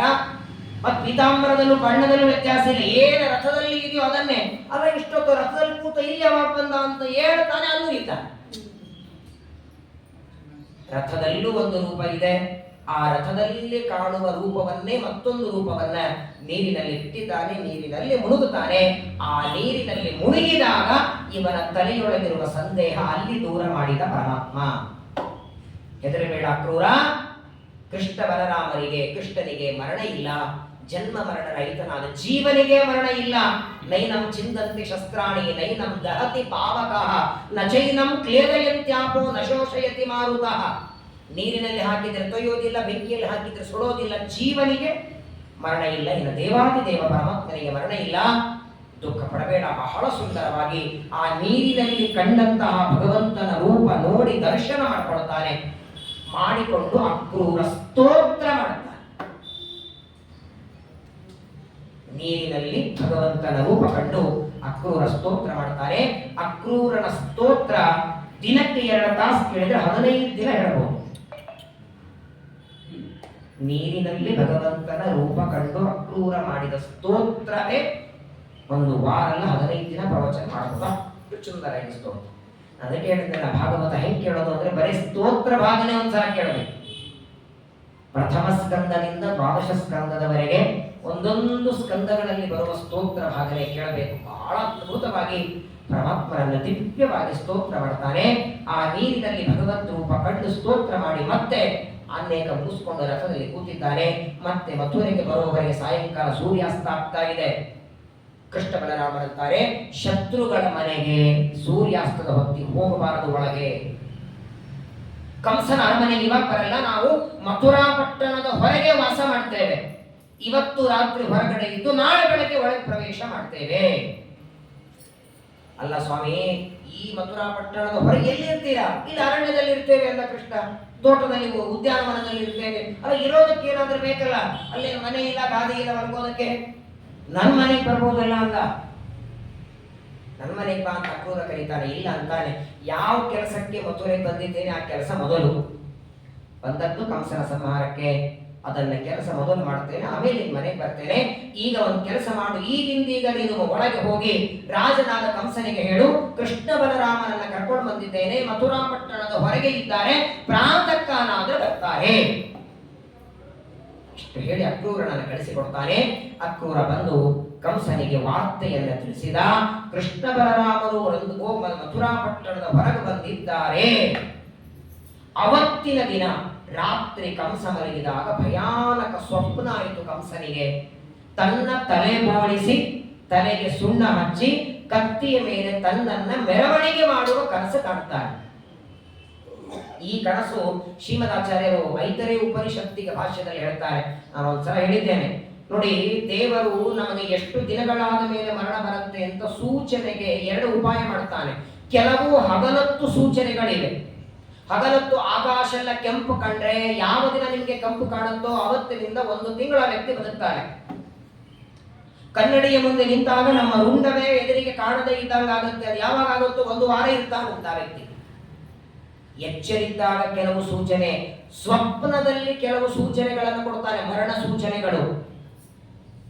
ಗಾಢವಾಗಿ ಮಲಗಿರ್ತೇವೆ, ಕನಸಿನಲ್ಲಿ ಒಂದು ಆಕಳು ಅಳುವ ಕನಸು, ಕಂಟಿನ್ಯೂ 3 ದಿನ ಬಿದ್ರೆ ಒಂದೇ ಆಕಳು ಒಂದೇ ಜಾಗದಲ್ಲಿ ಅಳತಾ ಇರುವ ಕನಸು ಬಿದ್ದದ್ದಾದರೆ ಯಾವ ದಿನ ಕನಸು ಬೀಳುತ್ತದೆ ಅವತ್ತಿನಿಂದ ಸರಿಯಾಗಿ 30 ದಿನಕ್ಕೆ ಆ ವ್ಯಕ್ತಿ ಹೋಗ್ತಾನೆ. 6 ತಿಂಗಳ ಮೊದಲು, 3 ತಿಂಗಳ ಮೊದಲು, 1 ವಾರ ಮೊದಲು, 1 ವರ್ಷ ಮೊದಲು, 1 ದಿನ, 1 ಗಂಟೆ ಮೊದಲು, ಎಷ್ಟೊತ್ತಿಗೆ ಮರಣ ಬರಬೇಕೋ ಅದಕ್ಕಿಂತ ಮೊದಲು ಸೂಚನೆಗಳನ್ನು ದೇವರು ಕೊಡ್ತಾನೆ. ನಾನೇನು ಹೇಳಬೇಕಾದ್ರೆ ಇರೋಷ್ಟು ದಿನ ಸುಖವಾಗಿ ಹೇಳೋಣ, ಬರೋದಂತೂ ಸತ್ಯ. ಮರಣ ಇವತ್ತಿಲ್ಲ, ನಾಳೆ ಬರೋದಂತೂ ಸತ್ಯ. ಇವತ್ತೇ ಗೊತ್ತಾಗಿ ನೋಡಿ, ಇದು ಒಂದು ಅನುಗ್ರಹನೇ. ಎಲ್ಲಾ ತಿಳುವಳಿಕೆ ದೇವರು ಕೊಟ್ಟಿದ್ದಾನೆ. 7ನೇ ತಾರೀಕು ಫ್ಲೈಟ್ ಇದೆ, ಇಲ್ಲಿಂದ ಹೋಗಬೇಕು, ಇಲ್ಲಿಂದ ಇಷ್ಟೊತ್ತಿಗೆ ಬಿಡಬೇಕು, ಫ್ಲೈಟಿಗೆ ಹೋಗಬೇಕು, ಎಲ್ಲಾ ಜ್ಞಾನ ಕೊಟ್ಟಂತೆ ನಮಗೆ ತಿಳುವಳಿಕೆ ಬಂದ ದಿನವೇ ಇಷ್ಟನೇ ವಯಸ್ಸಿಗೆ ನಿನಗೆ ಇಂಥಲ್ಲಿ ಮರಣ ಬರುತ್ತೆ ಅಂತ ಅವತ್ತೇ ಕೊಟ್ಬಿಟ್ಟ ಅಂದ್ರೆ 8-10 ವರ್ಷಕ್ಕೆ ತಿಳುವಳಿಕೆ ಬಂದ ದಿವಸವೇ 65ನೇ ವರ್ಷಕ್ಕೆ 75ನೇ ವರ್ಷಕ್ಕೆ ಇಂಥ ನೀರಲ್ಲೋ ಅನ್ನ ಊಟ ಮಾಡೋ ಹೋಟೆಲಲ್ಲೋ ಪಂಚೆ ಉಟ್ಕೊಂಡು ಧೋತ್ರ ಉಟ್ಕೊಂಡು ಸ್ನಾನ ಮಾಡಿನೋ ಸ್ನಾನ ಮಾಡದೇನೋ ನಮಗೆ ಬರುವ ಮರಣವನ್ನ ಮೊದಲೇ ತಿಳಿಸಿಬಿಟ್ಟ ಅಂದ್ರೆ ಅವತ್ತಿನಿಂದಲೇ ಶುರು ಗ್ರಹಣ. ಅಯ್ಯೋ ನಾವೇನು ಬಾಳಿಲ್ಲ ಇರಲ್ರಿ, ಹೋಗೋದೇ ಇದೆ. ಈಗ 60 ವರ್ಷ ಆದ್ಮೇಲೆ ಹೋದ್ರು ಅಯ್ಯೋ ನಾವೇನು ಹೋಗೋದು ಬಿಡಿ ಅಂತ ಅವತ್ತಿಂದ ಅಳ್ಳಿಗೆ ಶುರು. ಹಾಗಾಗಿ ಕೊನೆ ಗಳಿಗೆವರೆಗೂ ಚೆನ್ನಾಗಿರುವಂತ ಇದೆಲ್ಲ ಸೂಚನೆಗಳನ್ನು ಶ್ರೀಮದಾಚಾರ್ಯ ಹೇಳ್ತಾರೆ. ಪರಮಾತ್ಮ ಮಥುರಾ ಪಟ್ಟಣದ ರಾತ್ರಿ ಹೊರಗಡೆ ಇದ್ದು ಪ್ರಾತಃ ಕಾಲದಲ್ಲಿ ಒಳಗೆ ಪ್ರವೇಶ ಮಾಡ್ತಾನೆ. ಈ ಪ್ರವೇಶ ಮಾಡಿ ಒಳಗೆ ಬರುವಾಗ ಕೆಲವು ಮಾತುಗಳನ್ನ ಶ್ರೀಮದ್ ಆನಂದ ತೀರ್ಥ ಭಗವತ್ಪಾದಾಚಾರ್ಯ ಬಹಳ ಸುಂದರವಾಗಿ ಹೇಳ್ತಾರೆ ತತ್ವನಿರ್ಣಯದಲ್ಲಿ. ಅವತಾರ ಮಾಡಿದ ದಿನ ಮಥುರೆ ಬಿಟ್ಟು ಗೋಕುಲಕ್ಕೆ ಹೋದವ ಮತ್ತೆ ರಿಟರ್ನ್ ಗೋಕುಲಕ್ಕೆ ಬಂದದ್ದು 8ನೇ ವರ್ಷಕ್ಕೆ, ಜನ್ಮಸ್ಥಳಕ್ಕೆ. 8 ವರ್ಷಗಳಾದ ಮೇಲೆ ಕೃಷ್ಣ ಗೋಕುಲದಲ್ಲಿ ಪ್ರವೇಶ ಮಾಡ್ತಾನೆ. ಸಮಗ್ರ ಗೋಕುಲದ ಜನ ಎಲ್ಲ ಮಾಳಿಗೆ ಮೇಲೆ ಹೋಗಿ ನಿಂತಿದ್ದಾರೆ. ಎಲ್ಲರೂ ನೋಡುತ್ತಾರೆ, ನಮ್ಮ ಊರಲ್ಲಿ ಹುಟ್ಟಿದ ಮಗು 8 ವರ್ಷ ಆದ ಮೇಲೆ ಇವತ್ತು ಕೃಷ್ಣ ಹೋಗ್ತಿದ್ದಾನೆ. ಆ ಪರಮಾತ್ಮನ ಮಥುರಾ ಪ್ರವೇಶವೇ ಒಂದು ವರ್ಣನ. ಬಹಳ ಸುಂದರವಾಗಿ ಭಾಗವತ ಹೇಳ್ತದೆ. ನಾಳೆ ದಿನ ಮತ್ತೆ ಶ್ರವಣ ಮಾಡೋಣ. ಆದಷ್ಟು ಬೇಗ ಕಂಸನ ಸಂಹಾರವನ್ನು ಮಾಡಿ ಭೂಮಿಯ ಭಾರ ಕಡಿಮೆ ಮಾಡೋದಕ್ಕೆ ಕೃಷ್ಣನಿಗೆ ಅರ್ಗೆ ಕೊಡುವಾಗ ಹೇಳ್ತೀವಲ್ಲ, ಭೂಭಾರೋತ್ತಾರಣಾಯ ಚ ಕೌರವಾನಾಂ ವಿನಾಶಾಯ ದೈತ್ಯಾನಾಂ ನಿಧನಾಯ ಚ ಧರ್ಮ ಸಂಸ್ಥಾಪನಾರ್ಥ, ಯಾವುದಕ್ಕೆ ಅವತಾರ ಮಾಡಿ ಬಂದಿದ್ದಾರೆ ಆ ಕಾರ್ಯವನ್ನ ಪರಮಾತ್ಮ ಮಾಡ್ತಾನೆ. ನಾಳೆ ಈ ದಿನ ಕಂಸನ ಸಂಹಾರ ಯೋಗ್ಯ ದಿನ ಅಲ್ವಾ ನಾಳೆ? ಅಷ್ಟಮಿ ತಿಥಿ ಪರವಾಗಿಲ್ಲ, ಕೃಷ್ಣ ಅಷ್ಟಮಿ ಅವತಾರ, ಹಾಗೆ ನಾಳೆ ಕಾರ್ತಿಕ ಅಷ್ಟಮಿ. ಕಂಸನನ್ನ ಒಳ್ಳೆ ದಿನ ಸಂಹಾರ ಮಾಡಿ ಹೋಗಿಲ್ಲ, ಅವನಿಗೆ ಸದ್ಗತಿ ಆದ್ರೆ ಕಂಸನ ಶರೀರದಲ್ಲಿದ್ದ ಭೃಗು ಋಷಿಗಳಿಗೆ ಒಳ್ಳೆ ಗತಿ ಆಗಲಿ, ದುಷ್ಟರಿಗೆ ಅಯೋಗ್ಯ ದಿನದಲ್ಲಿ ಸಂಹಾರ ಆಗಬೇಕು. ನಾಳೆ ದಿನ ಕಂಸನ ಸಂಹಾರವನ್ನ ಮಾಡಿ ಭೂಭಾರ ಹರಡಕ್ಕಾಗಿ ಬಂದ ಪರಮಾತ್ಮ ತನ್ನ ಕಾರ್ಯವನ್ನ ಮಾಡ್ತಾನೆ, ತಂದೆ ತಾಯಿಗಳನ್ನ ಬಂಧನದಿಂದ ಬಿಡಿಸ್ತಾನೆ. ಅದನ್ನ ನಾಳೆ ದಿನ ಮತ್ತೆ ಶ್ರವಣ ಮಾಡೋಣ. ಶ್ರೀಕೃಷ್ಣ. ವಿಶ್ವಾವಸುನಾಮ ಸಂವತ್ಸರ, ಕಾರ್ತಿಕ ಮಾಸ, ದಕ್ಷಿಣಾಯನ, ಶರದ್ ಋತು. ನಾಳೆಗೆ